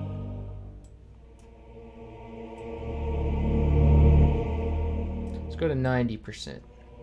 See how that does. So right now we have 2.7 dB, so maybe that'll probably have us reach.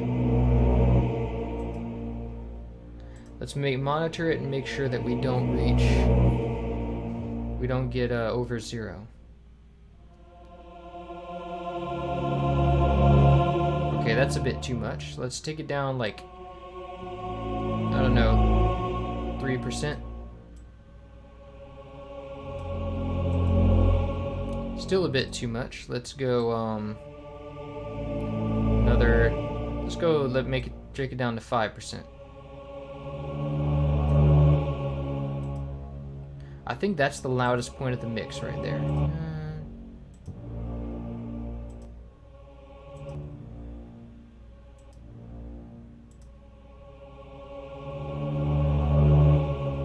Yeah, okay, that sounds good.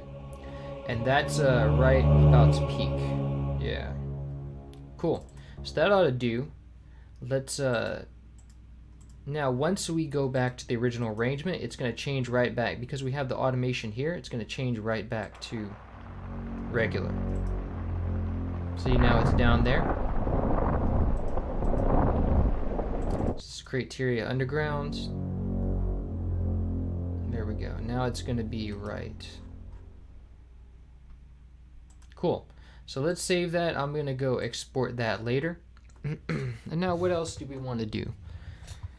I know we actually, let's go add that let's add that alarm to boss confrontation 1.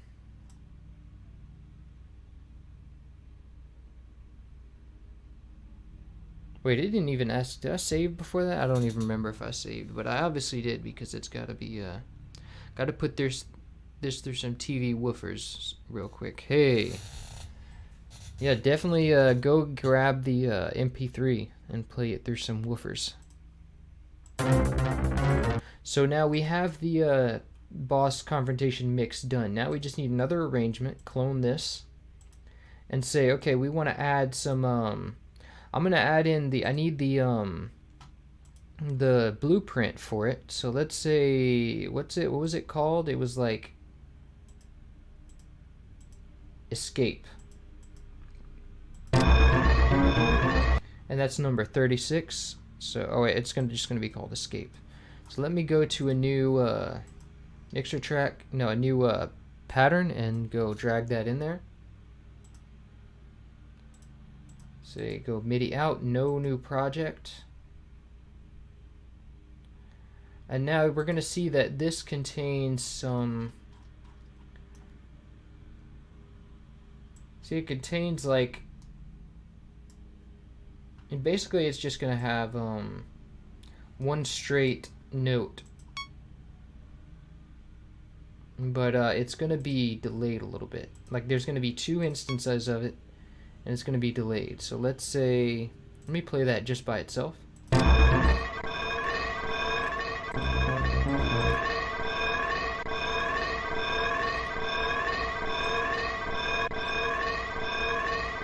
Oh, but it's on a beat here. So what we gotta do is,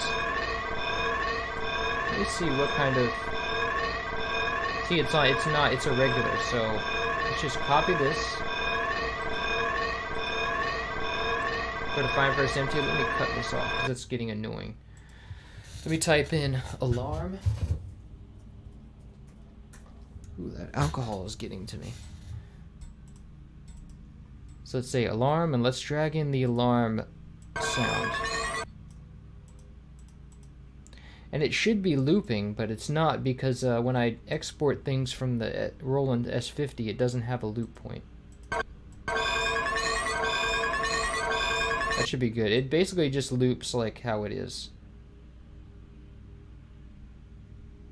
1%.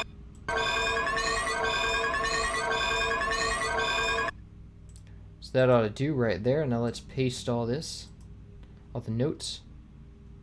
But I want it to be at C5 because that's kind of the note that it should be at.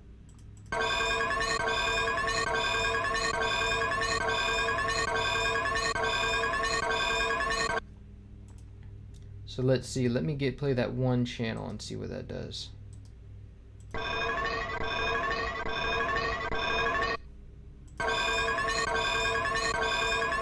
But really, I don't want those spaces in there, so let me go and, like, these are all just going to be one loop. So let me go and, like, because that one's going to be short, I know that, so let me just go like that. And then like that. Now let me go legato so that it stretches the notes out. And then that'll be that.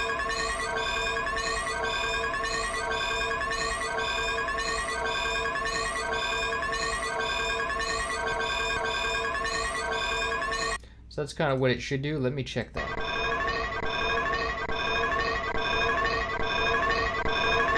But it's supposed to be faster than that. So let me see. That's the right pitch. I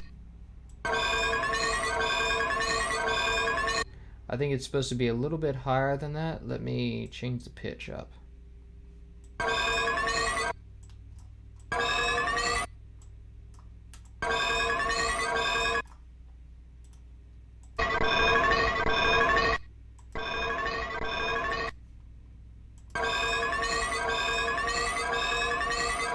But I think they stretched it out because it's playing the same note but without the pitch, without a pitch change.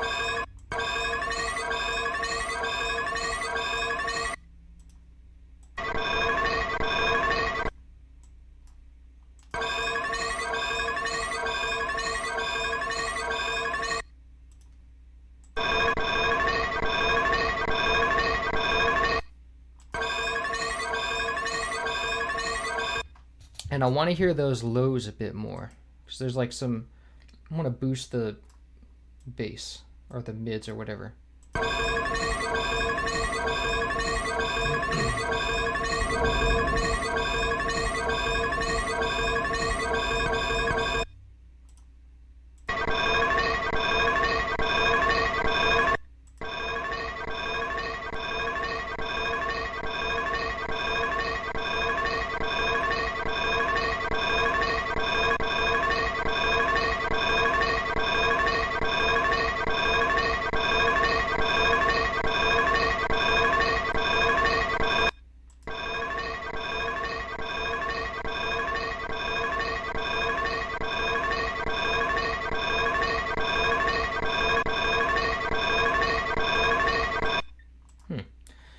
Interesting. So I think what I'm going to do is, just to make sure that the loop is correct, I'm going to copy it over with the actual...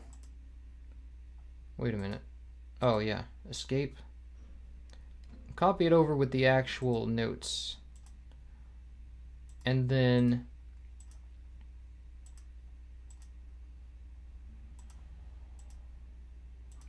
I'm going to legato that so that it kind of closes this gap.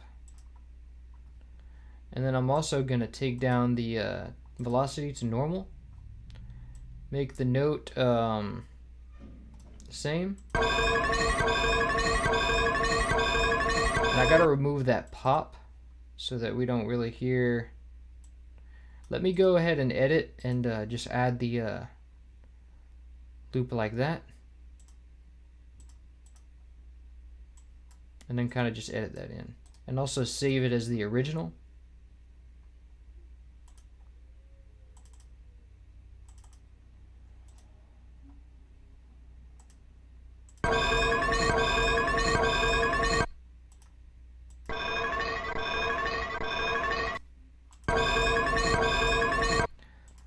But it's still doing that, so let me go ahead and, like, I think it's because the loop is still imperfect. Let me see.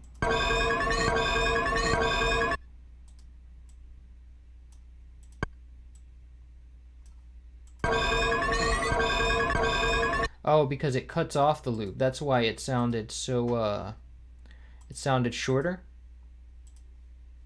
So let me go and do...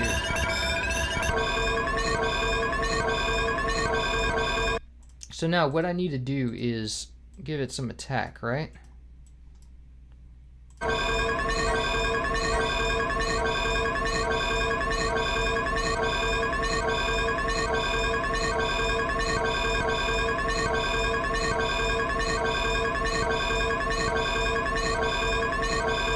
Now it sounds like like a smooth alarm. So now all we need to do is take the panning from that, sample the panning automation, and just do like that. But wait, does it really stop here? Because I don't remember it stopping like that.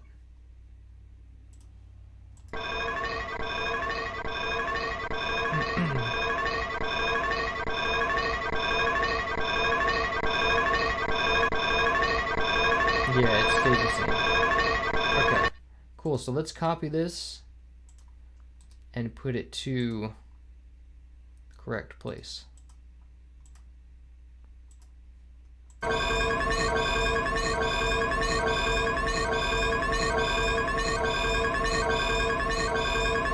we don't want this alarm to be that loud, I don't think.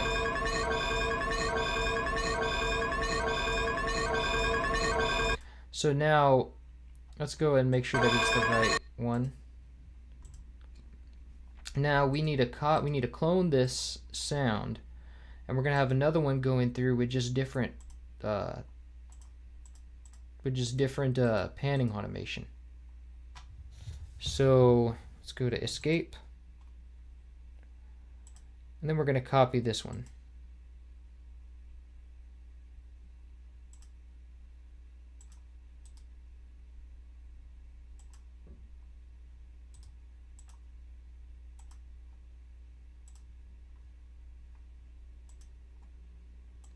But if you remember we have that drifting kind of thing that the MIDI does that it shouldn't do. But it's not quite... let me see. See, it's kind of drifting, but I think it should be... There's no real tell where it should be, because it's kind of... I don't know. But so what I'm going to do is, because it drifts so much, I know that all these are supposed to really remain the same length. So what I'm going to do is just kind of clone all these notes. And let's see.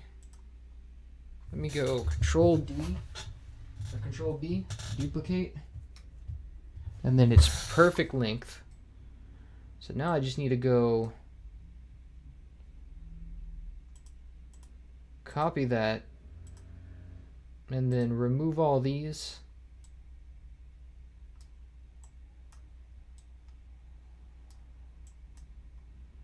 And then just paste.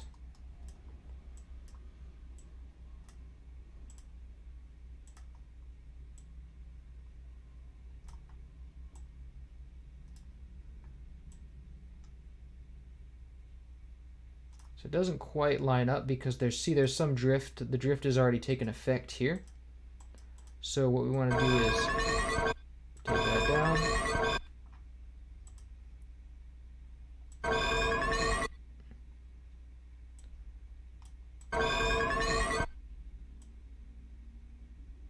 And now we want to kind of clone this one. So let's go Control B.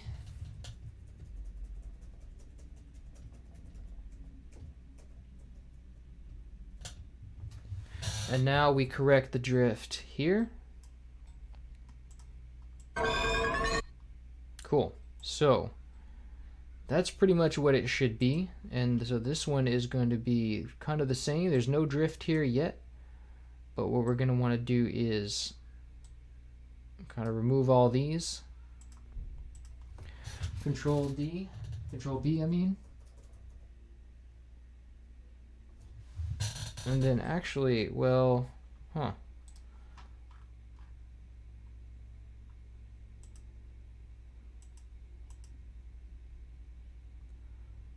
Okay, well the drift really isn't that important here, so what I'm going to do is just kind of legato all these and let them run their own course. Whoops, that's supposed to be C5. Oops, and I need to not change the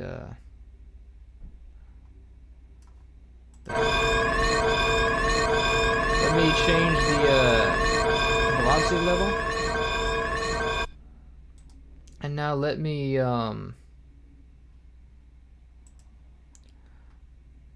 sort of grab the panning here.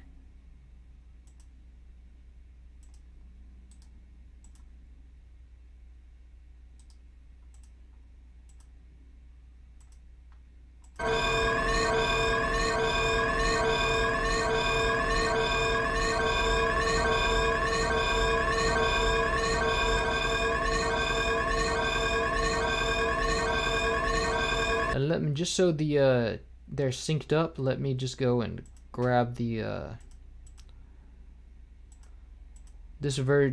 original version of the of those notes with drift, and let me try and actually, I want to try and correct the drift this time.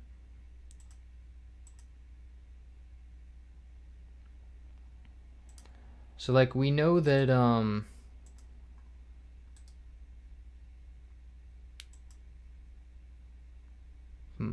everything is kind of drifting. Like I can tell where something is drifting based on what's in time. So if I grab this note, these notes that are in time,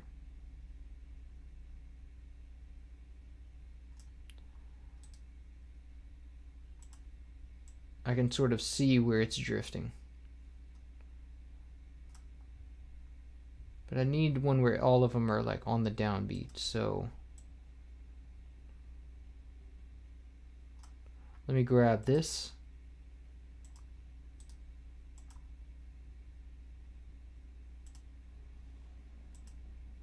Paste it.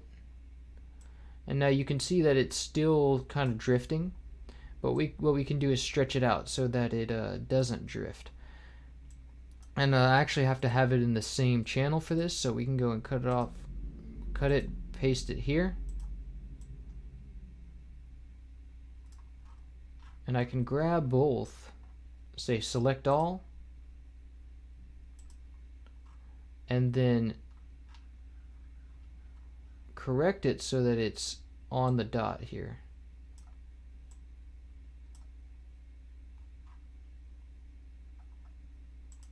Actually, let me see.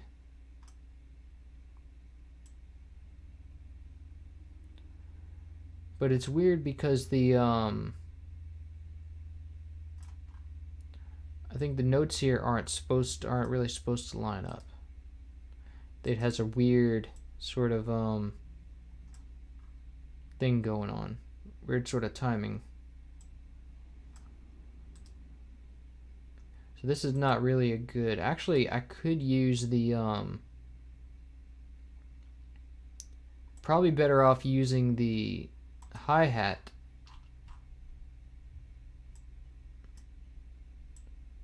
to correct the drift.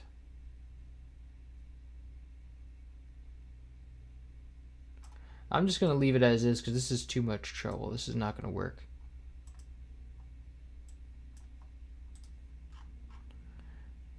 The alarm doesn't really need to sync up. It's not imperative. So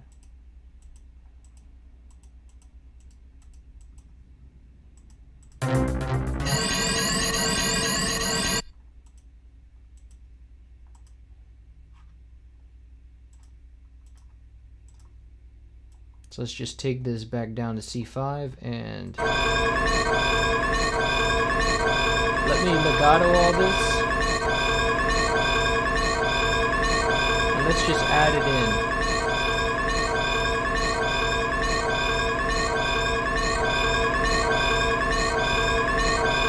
in. Now all we have to let's bring this alarm down because it's very loud. Now we need to correct the main volume to reflect that because now it's peaking really bad. So let me see how loud it should be in comparison to the rest. It's pretty much, yeah, I pretty much got it right. So now we need to take down the well, actually we need to take it down before that because we have it going into the we make good use of the Maximus here. So we need to have it going down before it goes into that.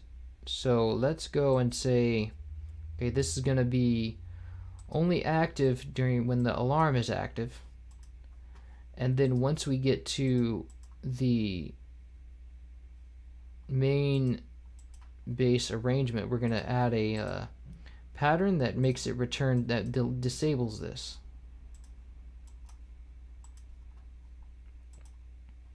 So now when we go to this pattern, it's going to be active only.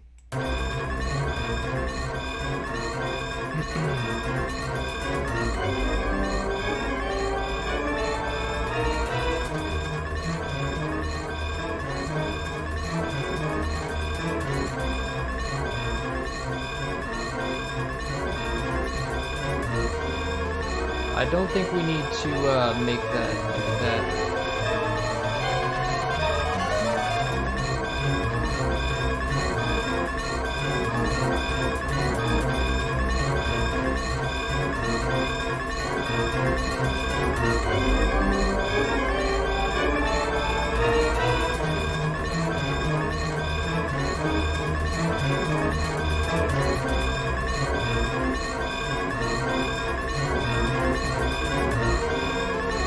That ought to do. That ought to be good. I think we can roll with that.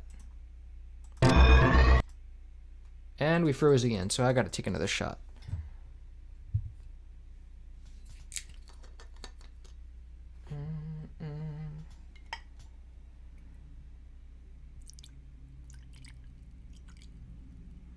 Cool, that's a bit much, but yeah.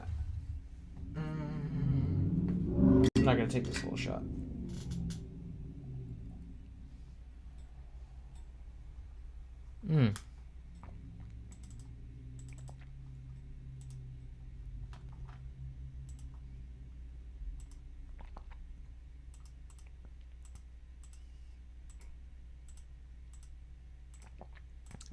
Where is escape?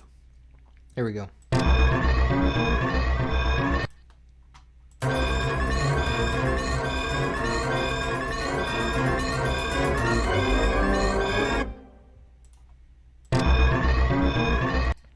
And I do kind of want the alarm to have reverb. So let me put in the drum reverb because we're not using that.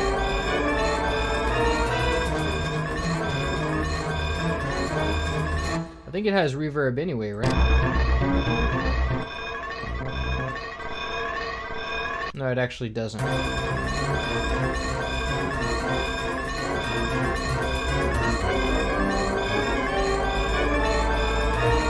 think the reverb actually doesn't really help it, so I don't really care much.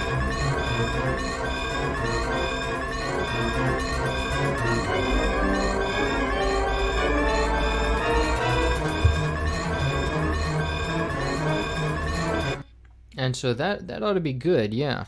Let me see what y'all are saying about that. I'm too late. Hi, Sam. Hi, what's up, Ricardo? Let's see. Stretch the sample, not the MIDI notes. Yes.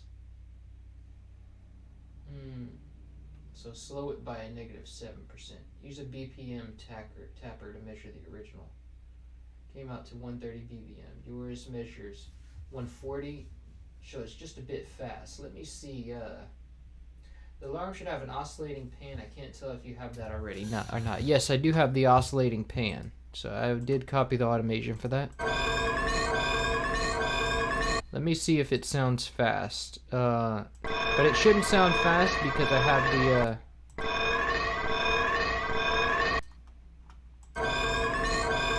it is a bit slow. Mine's kind of slow. I think it would like, it's also kind of low in pitch, so.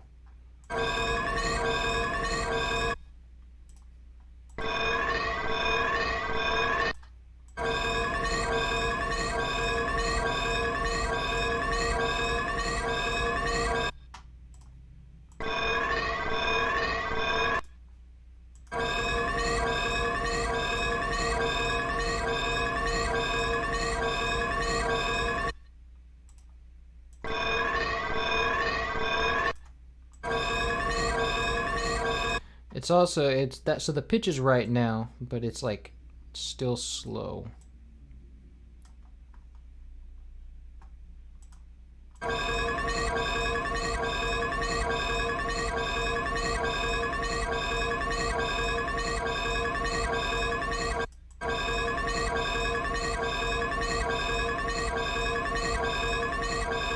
Oh wait, I'm editing the wrong one.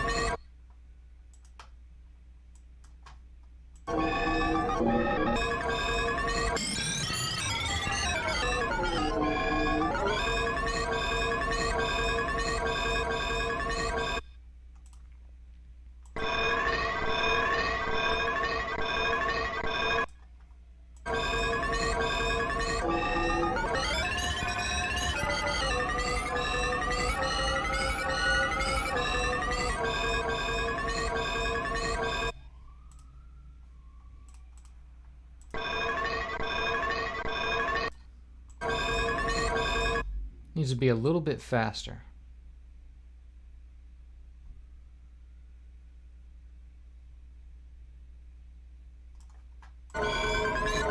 Wait, that's slower. And then the pitch should be lower.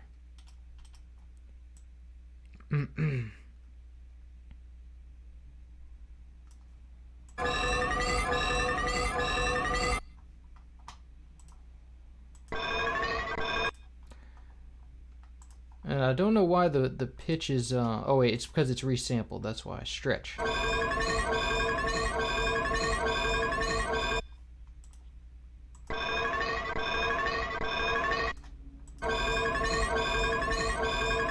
That ought to be good. That sounds good to me.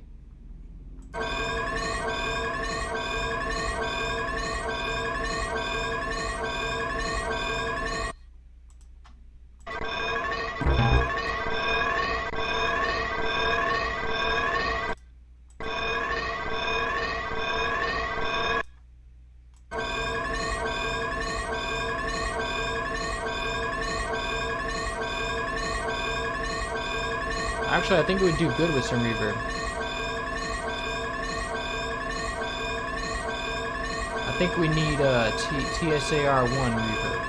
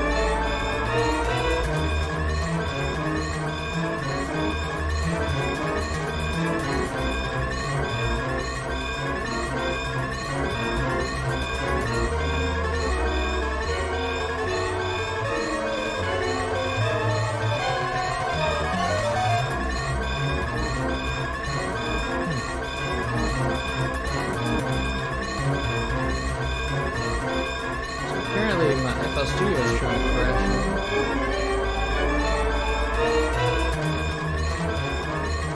I think we can boost the volume a little bit.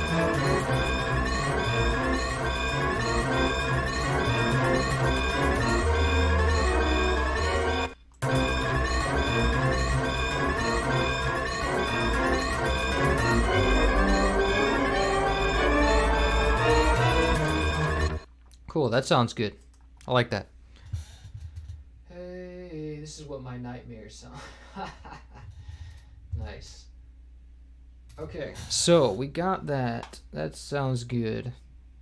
I'm gonna export all these. All these are gonna be on there. What's this doing here? I don't need that. So all these are gonna be on the thing. Let me see what else I can do. How much time do we have left? We're about 2 hours. We got about an hour left. What else can we do? Planet Zabies explodes. I don't have the crash for that. I don't have that.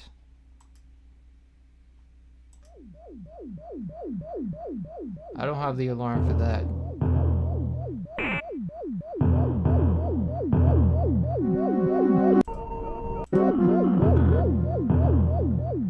Oh, but there's another one like that. I have to remember that when I do that track.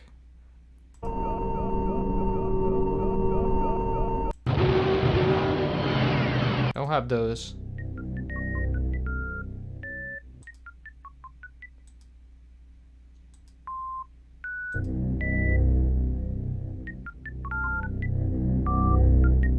I don't have those sounds yet.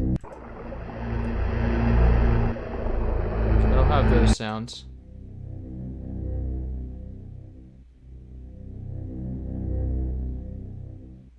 I think I'll just do the item acquisition.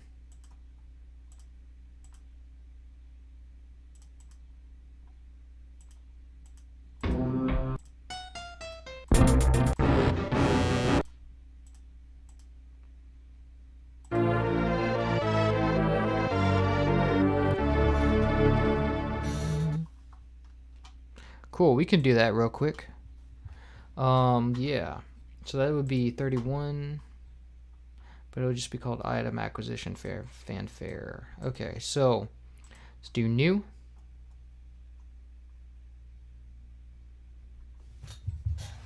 And then item acquisition.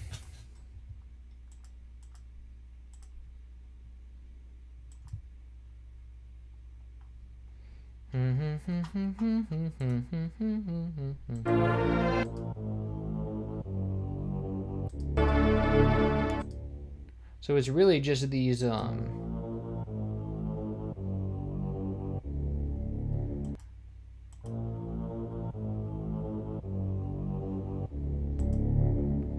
it's kind of these stereo strings. See, he's putting them in different channels, but they're basically both mono because they're at the same time. You see, they're still mono. So those don't matter. Those can be one channel. So let's go and add those in. Let's say we want to do pretty sound font player. And I'm pretty sure that's the ominousness here. So let's go and copy that.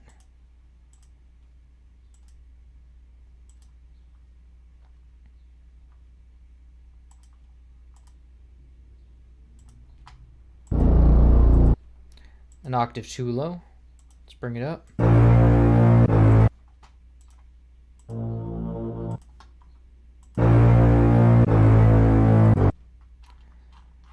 And it's too loud, so let's go and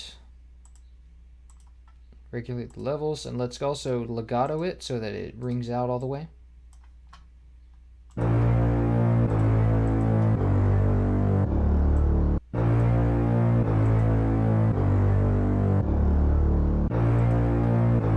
Okay, so that's the first two channels. Now let's see what the next channel is.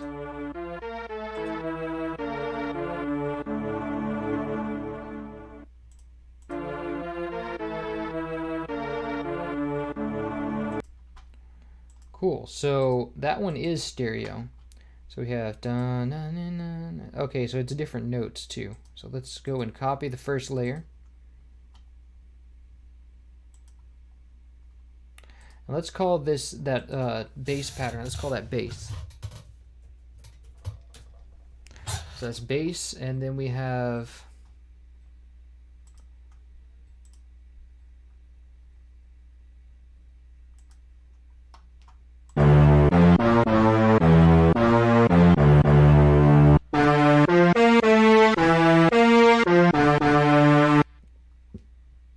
so that's one layer.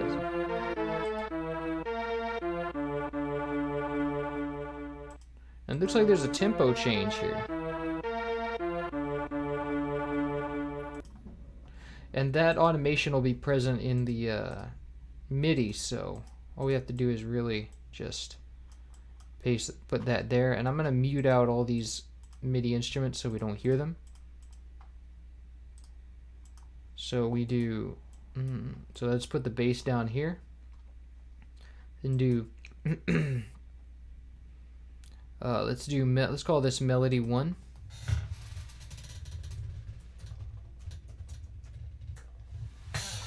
Whoops. Can't spell. Yes. But it has that weird synthy sound that I don't like. So let me try a different patch.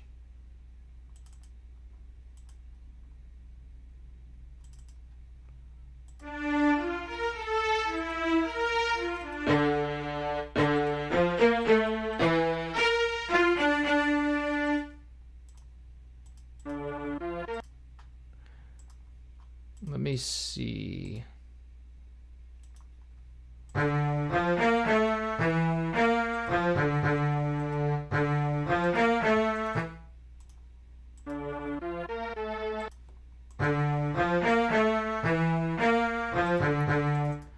But I want it to kind of be less, not so sharp.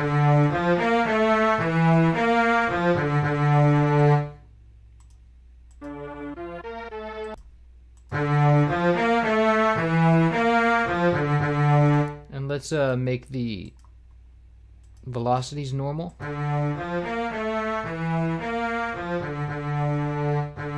don't want there to be any vibrato on it.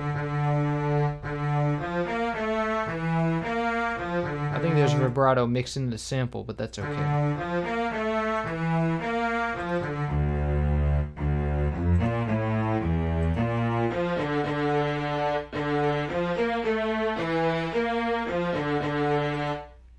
We can play around with which patch we're using, but for now we'll just use Marcato 2.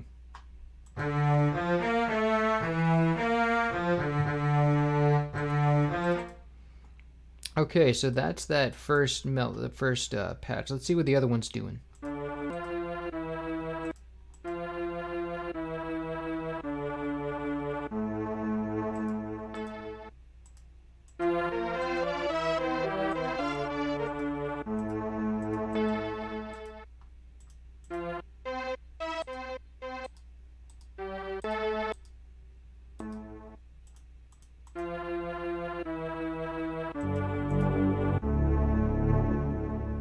Cool, so we've got a layer. Now, what we want to do is, let's copy this. Actually, let's just copy the original one.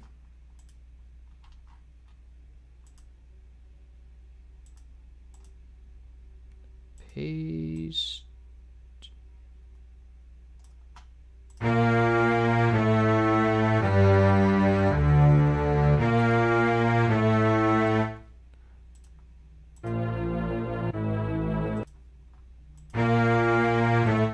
And let's bring all this down an octave.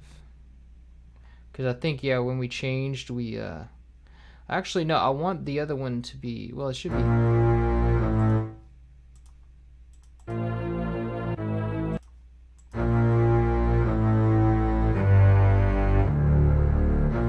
Oh, yeah, that sounds great. Now, what we want to do is... This one has some panning to it, so we want to take the panning... Let's see, it's going to be 67% to the left, so what we want to do is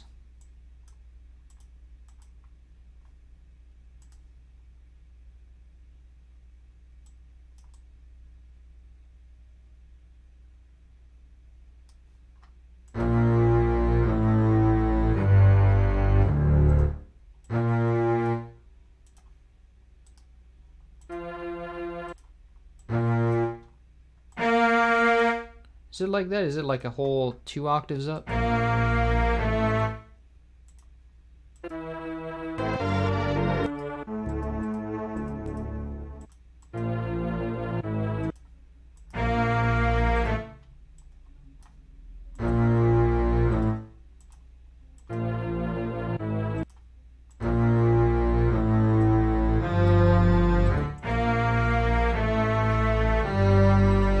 It is, but these are like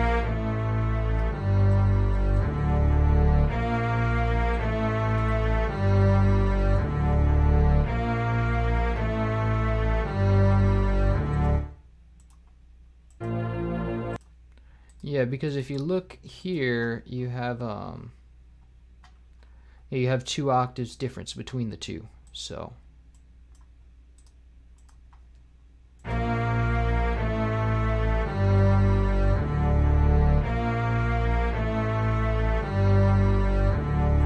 cool, so that's a layer. And now we want to let me clone this, and I want to send these to 2 different mixer tracks so I can like kind of, because they're kind of 2 separate sounds.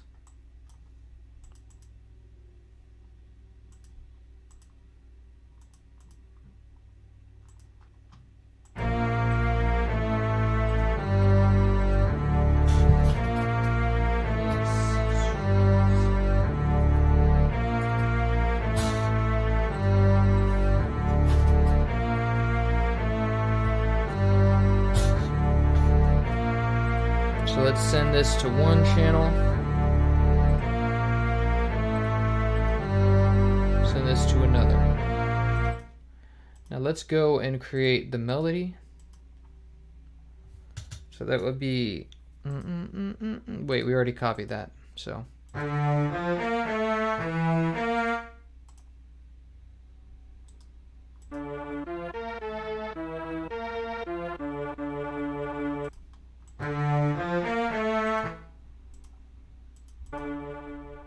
I think they're in octaves, actually.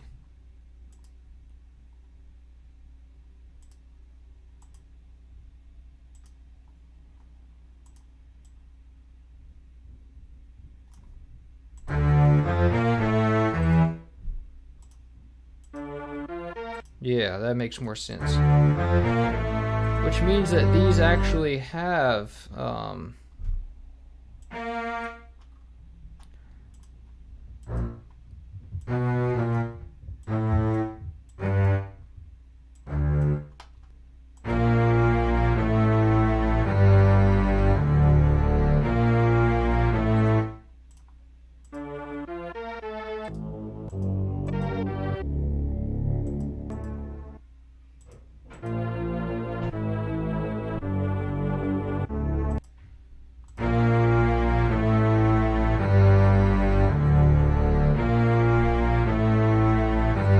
But that also means that this octave would be, actually no, this would span like 4 octaves.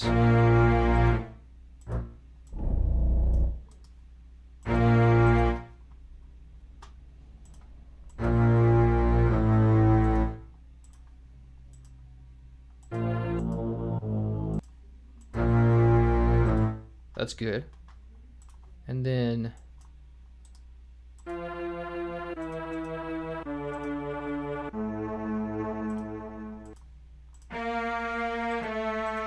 this one also needs one under it.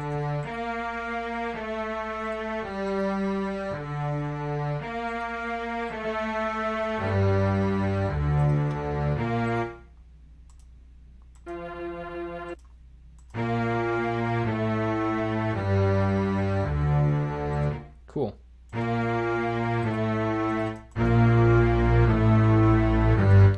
Let me do this like an orchestra. Let me call this one basses.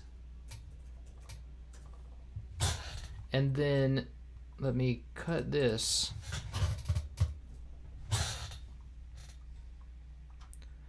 Let me call this one cellos.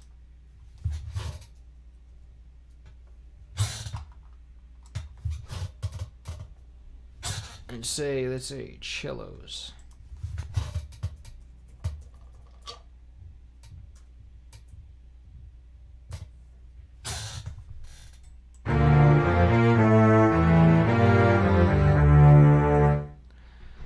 So now these have to be in this channel here.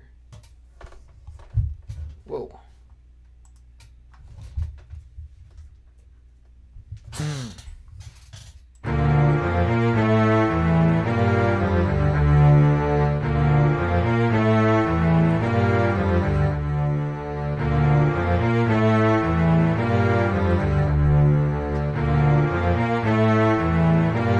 Also take these down in volume. It's like this should be peaking at 6.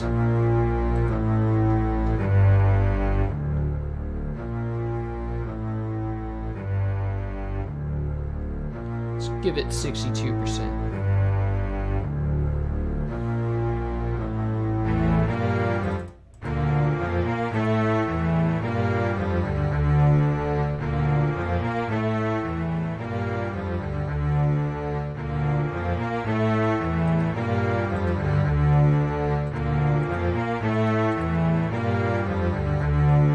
Make them all kind of like low velocity.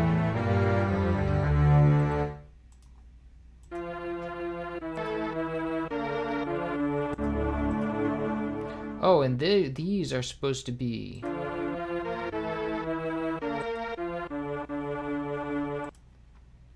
This one's supposed to be 67% to the right. So let's go select by color. And let's say these are going to be 67% to the right.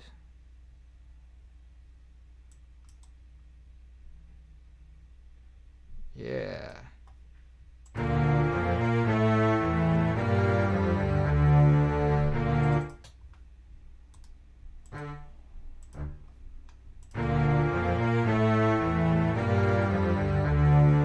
Cool. So now the next one is...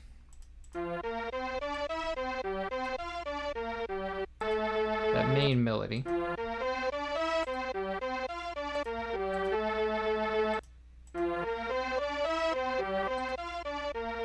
So we have a mono melody.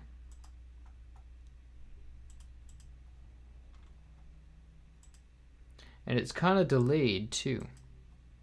Whoops, I didn't mean to do that. Copy. Let's go into the cellos. This one's probably going to be violas. Find first empty violas.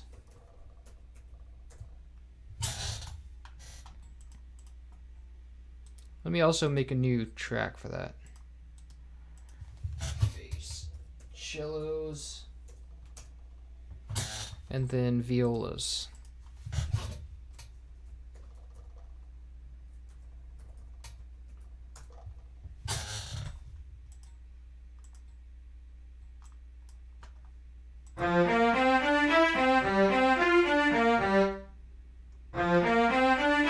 Okay, now let's create the octave.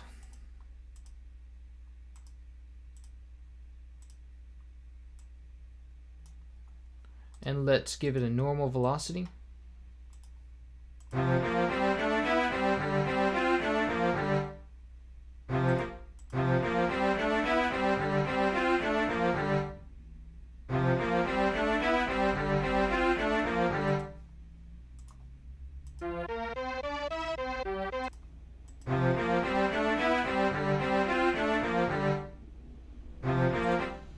Cool. Wait, I think I just hit I put it in fifths by accident. Or fourths.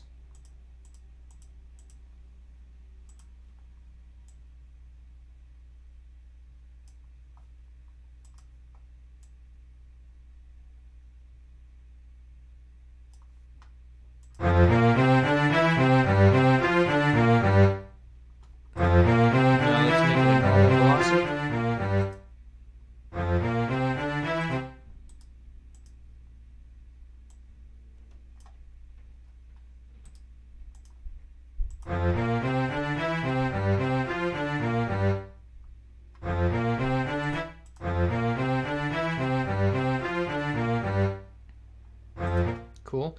But if we were doing it by the orchestra, these would probably be cellos and these would be violas. So if we do that, let's say, oh god, let me do this.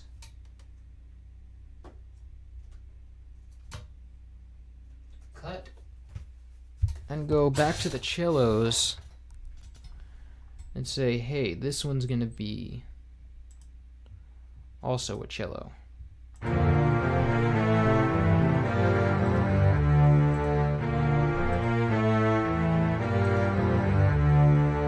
And then also let me take these and say, hey, everything, this is gonna be a mess. Let's see. I really have to get myself a keyboard. Typing keyboard. And then let's go and take this over to the violas.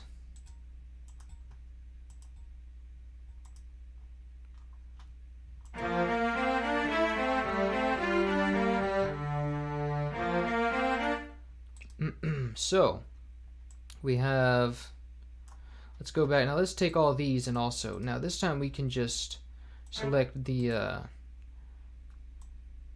select all the blue notes, because since they're all the same color. No, wait, no, they're not.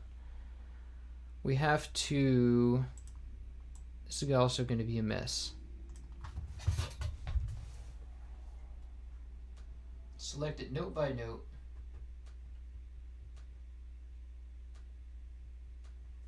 Cut and go to violas and paste. But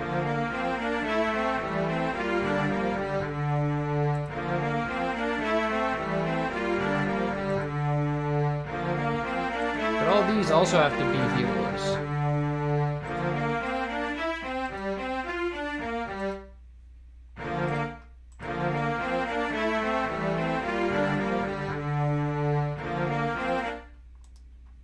Cool.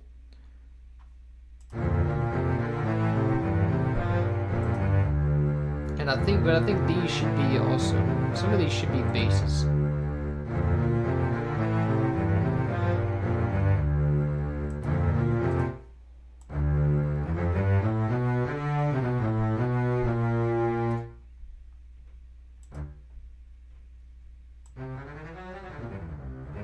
Well, no, they don't have to be basses. But these would probably be cellos.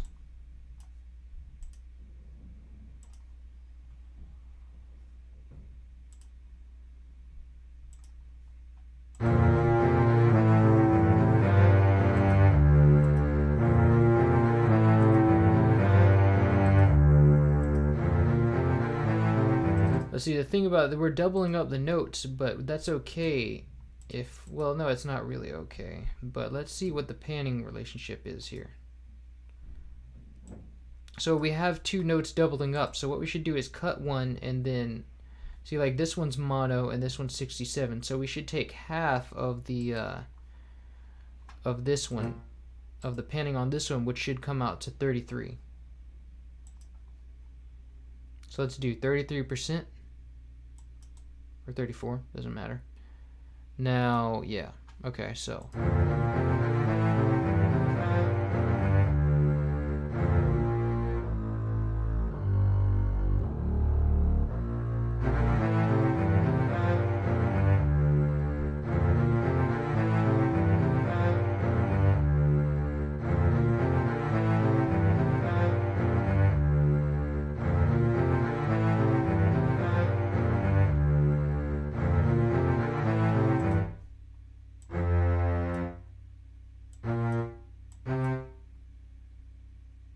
I think these could also be violas, because violas do kind of go down that low, I'm sure.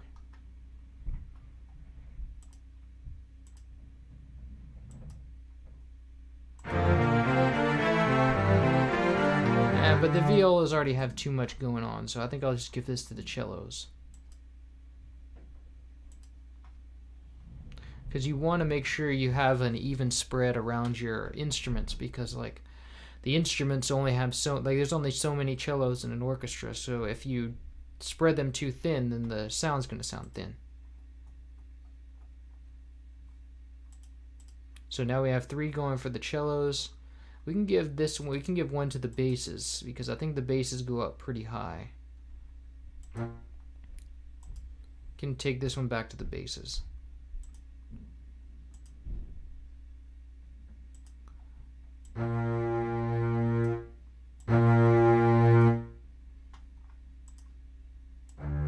But actually, I think this one would be better off served in the basses.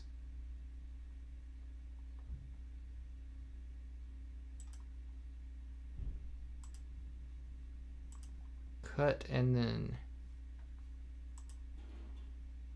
paste.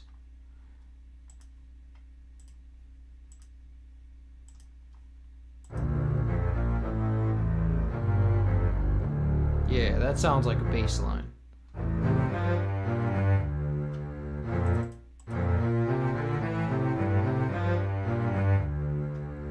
Wait, did we cut? I think we took a note from the this line right here.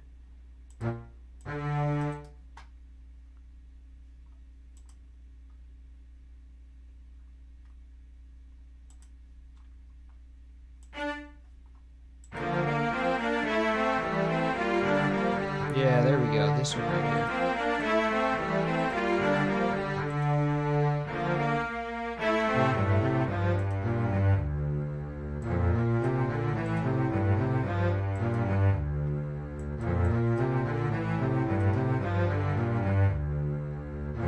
Cool.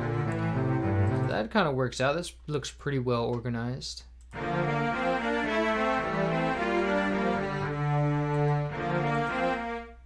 And now let's see what else we got.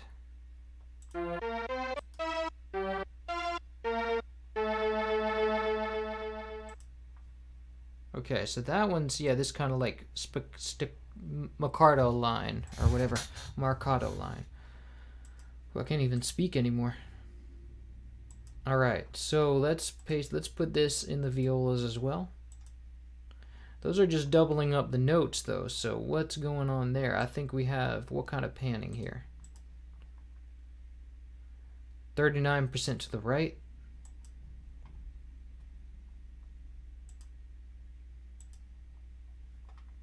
So let's do 39% to the right here. So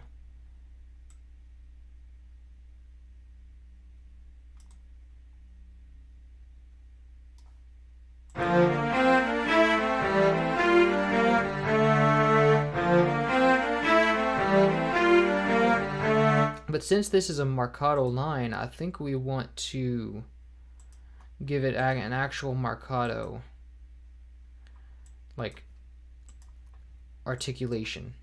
So paste and then do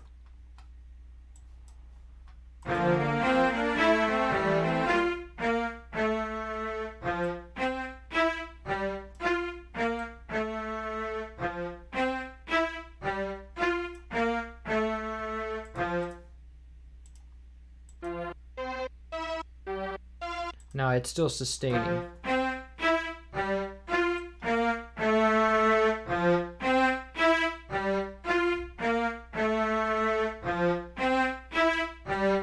But I think we want all those to not be so sharp.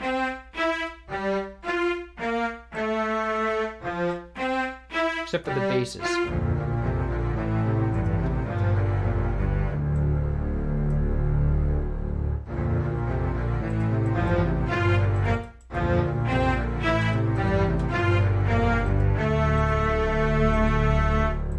Let's take it down to normal velocity.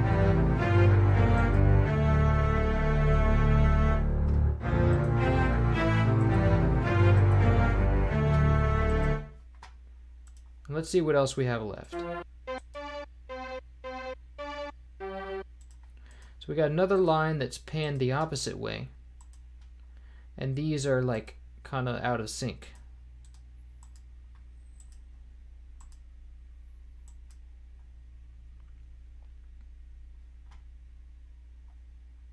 But these are supposed to be like one way while the See, it's like both of them are the same color, so we don't want that. So let me change the color.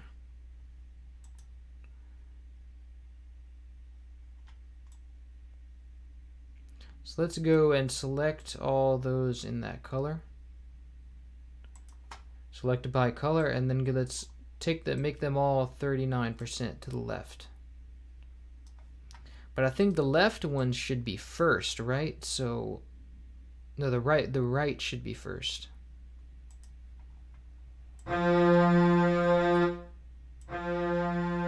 Yeah. So that's how it should be. Oh, I see, but really what we have there is like an effect where it delays it. So like we did in the original theme with the bass. Except here, so we're going to have to give it a unique mixing track.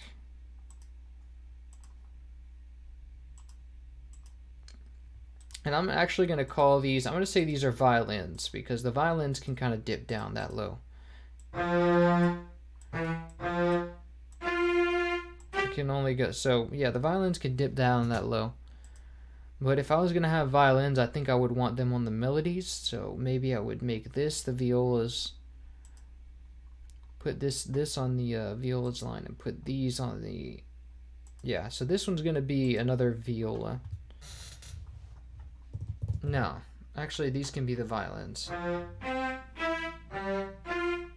But let me give this a...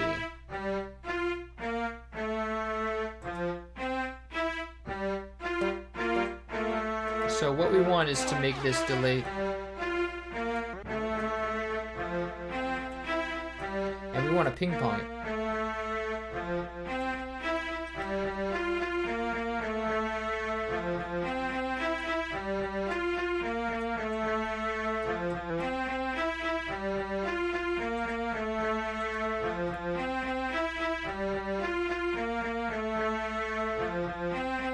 So that's kind of sounds how that's supposed to sound.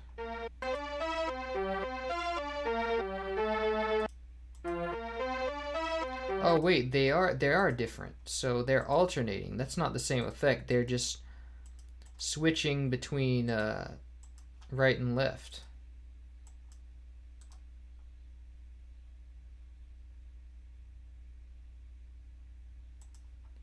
So let's say that we have, so this one's going to be them right here.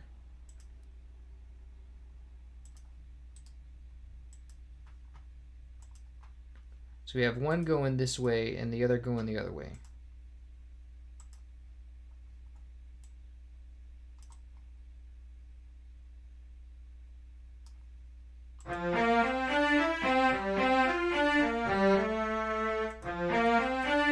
Make the velocity normal.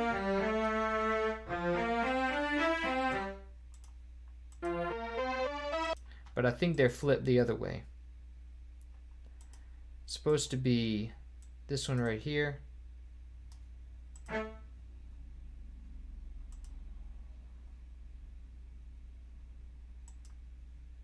This one this way.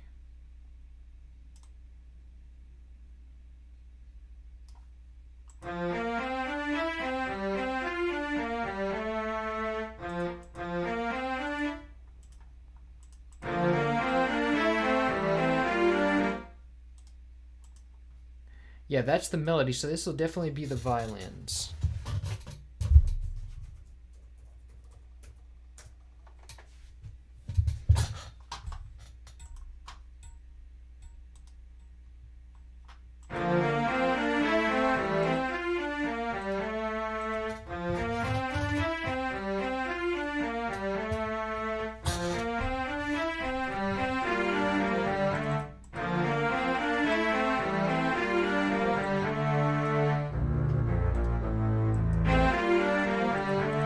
So let's make it higher for the violins, and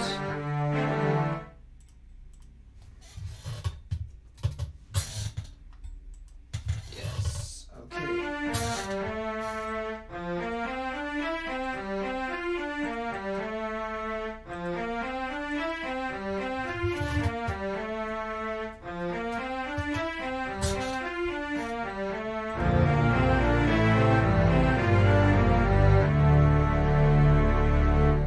Perfect. Hey.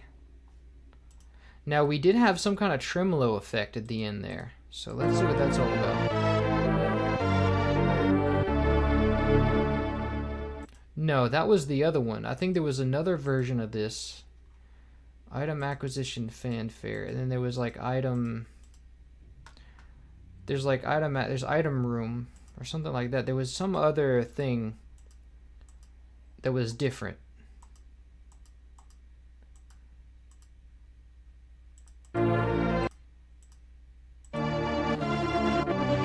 Oh yeah, this one was the one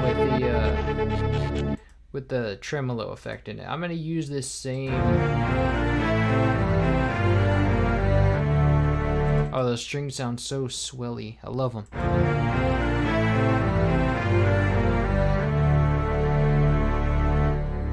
Perfect.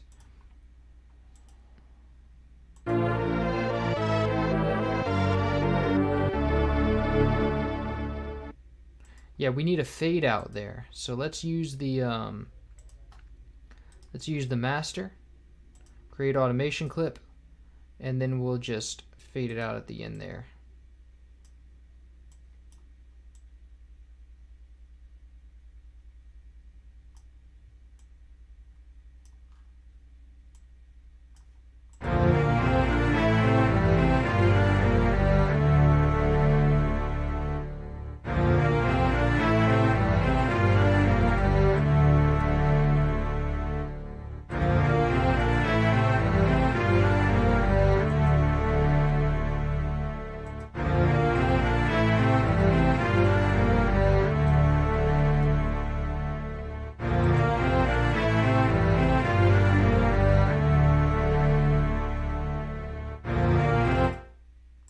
Cool. I love it. Alright. When using multiple colors for piano, is there a built-in way to view just one color at a time? There's no way to view one color at a time, but you can kind of see. Like, you can kind of see this color is different. Like, you can't view one color at a time, but no, you can just kind of recognize, like, okay, this one's a little bit different. Or you can set them as the opposite color if you really want to make them pop out. Like, you can say, okay, I want to change this all the way to, like, green or something. Then they'll be like that.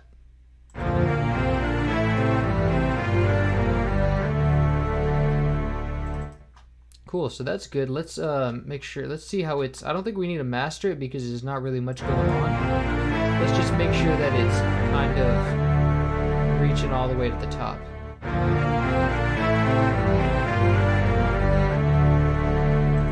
Yeah.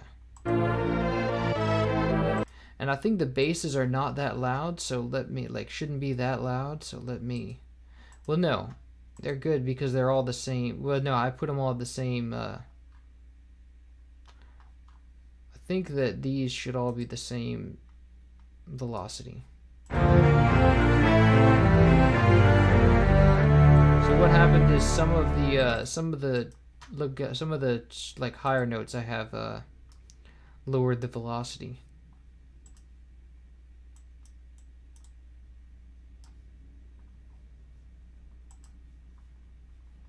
So let me see and say, okay, we can return to normal.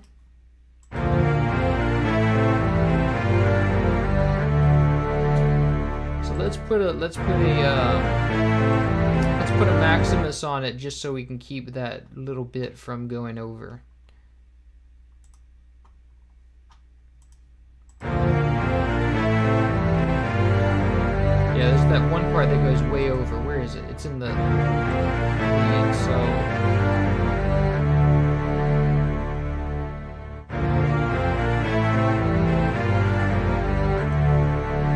okay, it only did that once for some reason. Oh yeah, see, it does that for some reason. It does that in the middles. It in the mids there's kind of that spike. So let's kind of suppress that.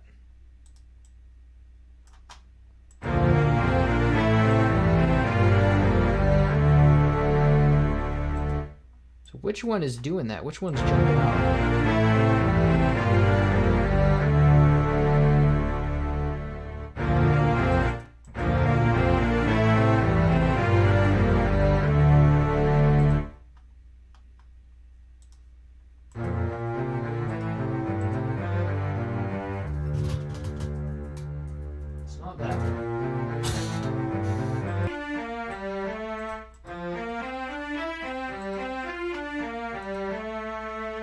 not the violins.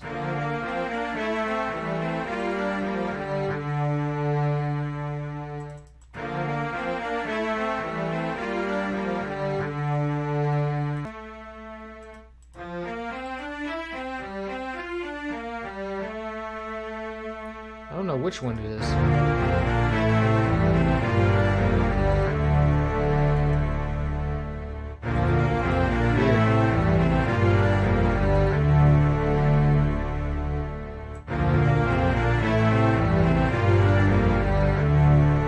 That sounds good right there.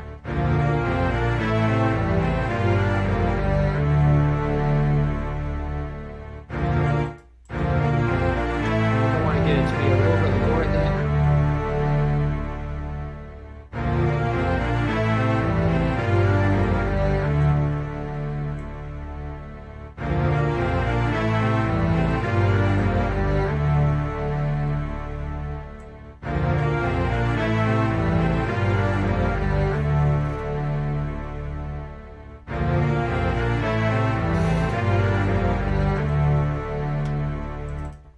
And I want the basses to be. I want the violas to be kind of spread out. So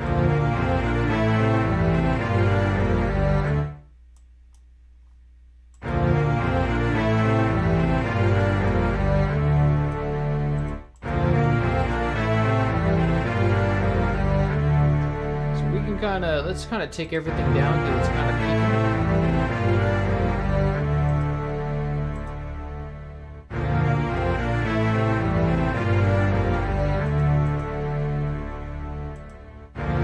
Basses too are a little bit suppressing a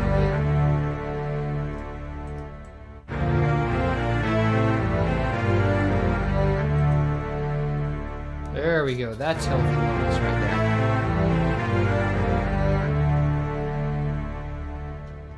Cool. Perfect. I love it. Let me save this as item. Whoops.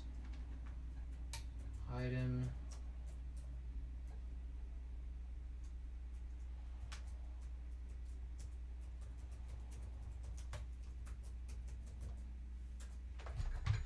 Okay, and then let's name it.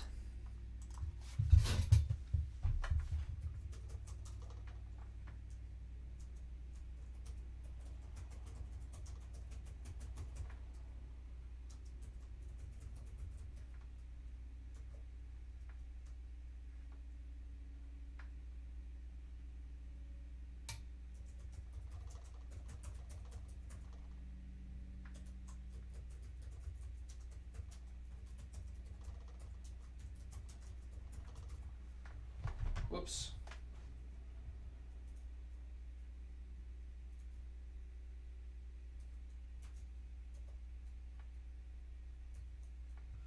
Okay, so we're pretty much done here. Let me play it one more time. It's so good.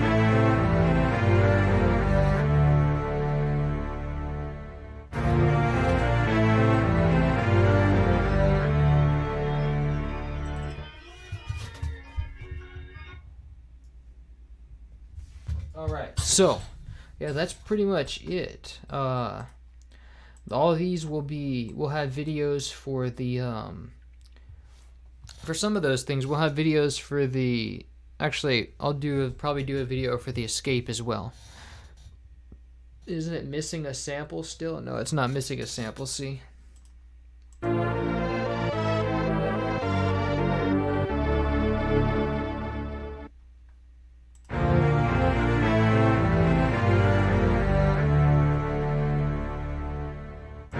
See, it sounds good on its own.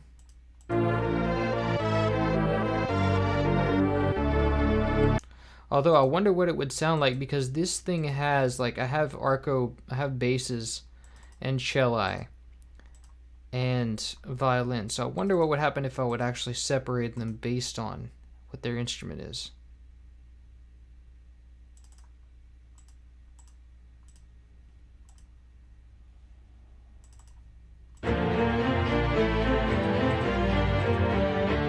And it sounds ugly. Alright, that doesn't matter. So that's basically it. We will call it here, and I'm going to go ahead and make the video. But thank you guys for coming, and yeah, there's definitely not a sample missing, but yes, I'm sure. Yeah, what do you hear? Like, because look at this.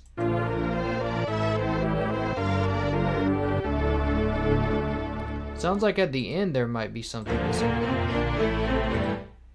But let's change these back. We basically want Mercado 2. Mercado 2. Oh, jeez.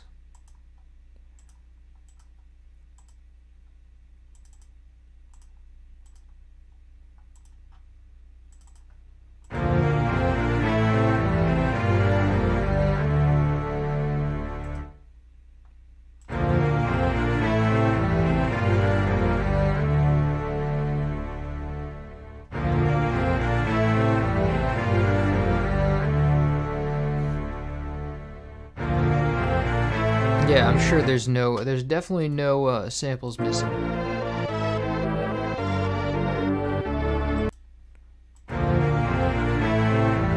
Might be something in the higher up. Maybe an octave is missing. Actually, yes. I think we have some notes missing here because these need to be octave.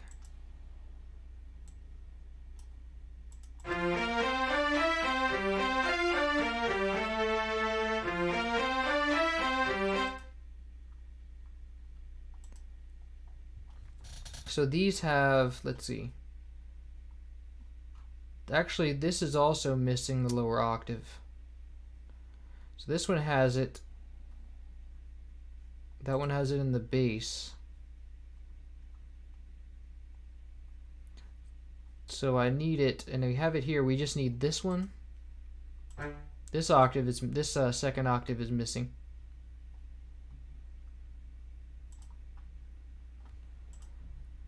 So let's copy that, and this one's going to be probably higher up, probably in the violins.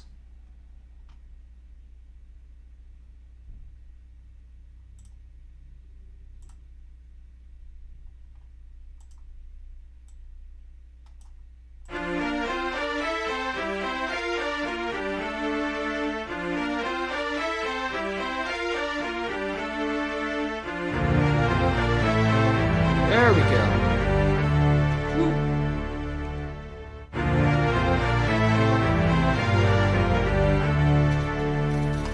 Cool. Let's see. We probably gained a lot of like some. We probably need to bring the volume down a bit more than that too.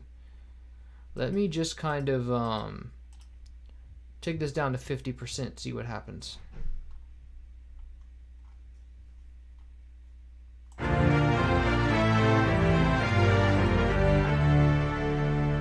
We can bring it up a little more.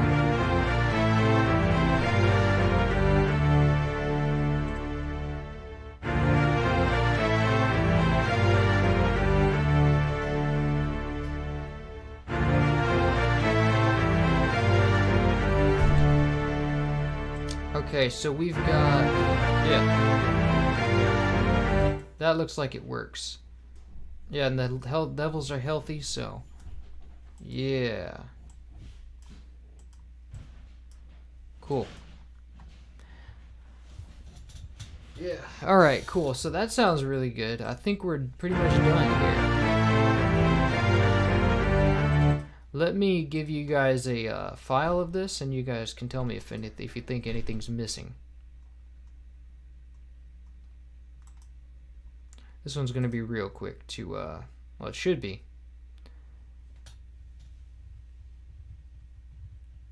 Actually, let me just speed it up, like you choose a little faster.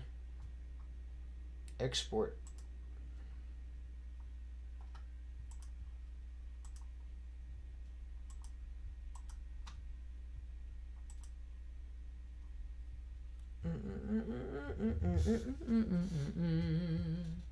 Alright, so that'll be the end. I'm going to post this in the chat, and then that'll be the end of this stream. So, thank you guys for coming, and the videos will be up by the end of the day. So let's see. All right.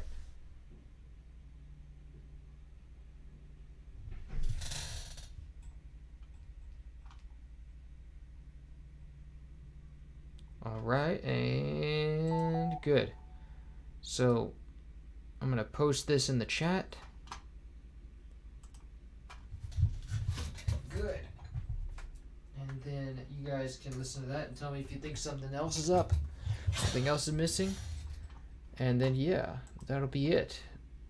The video will be up soon, all right? So thank you all for coming, and Jam and Sam out.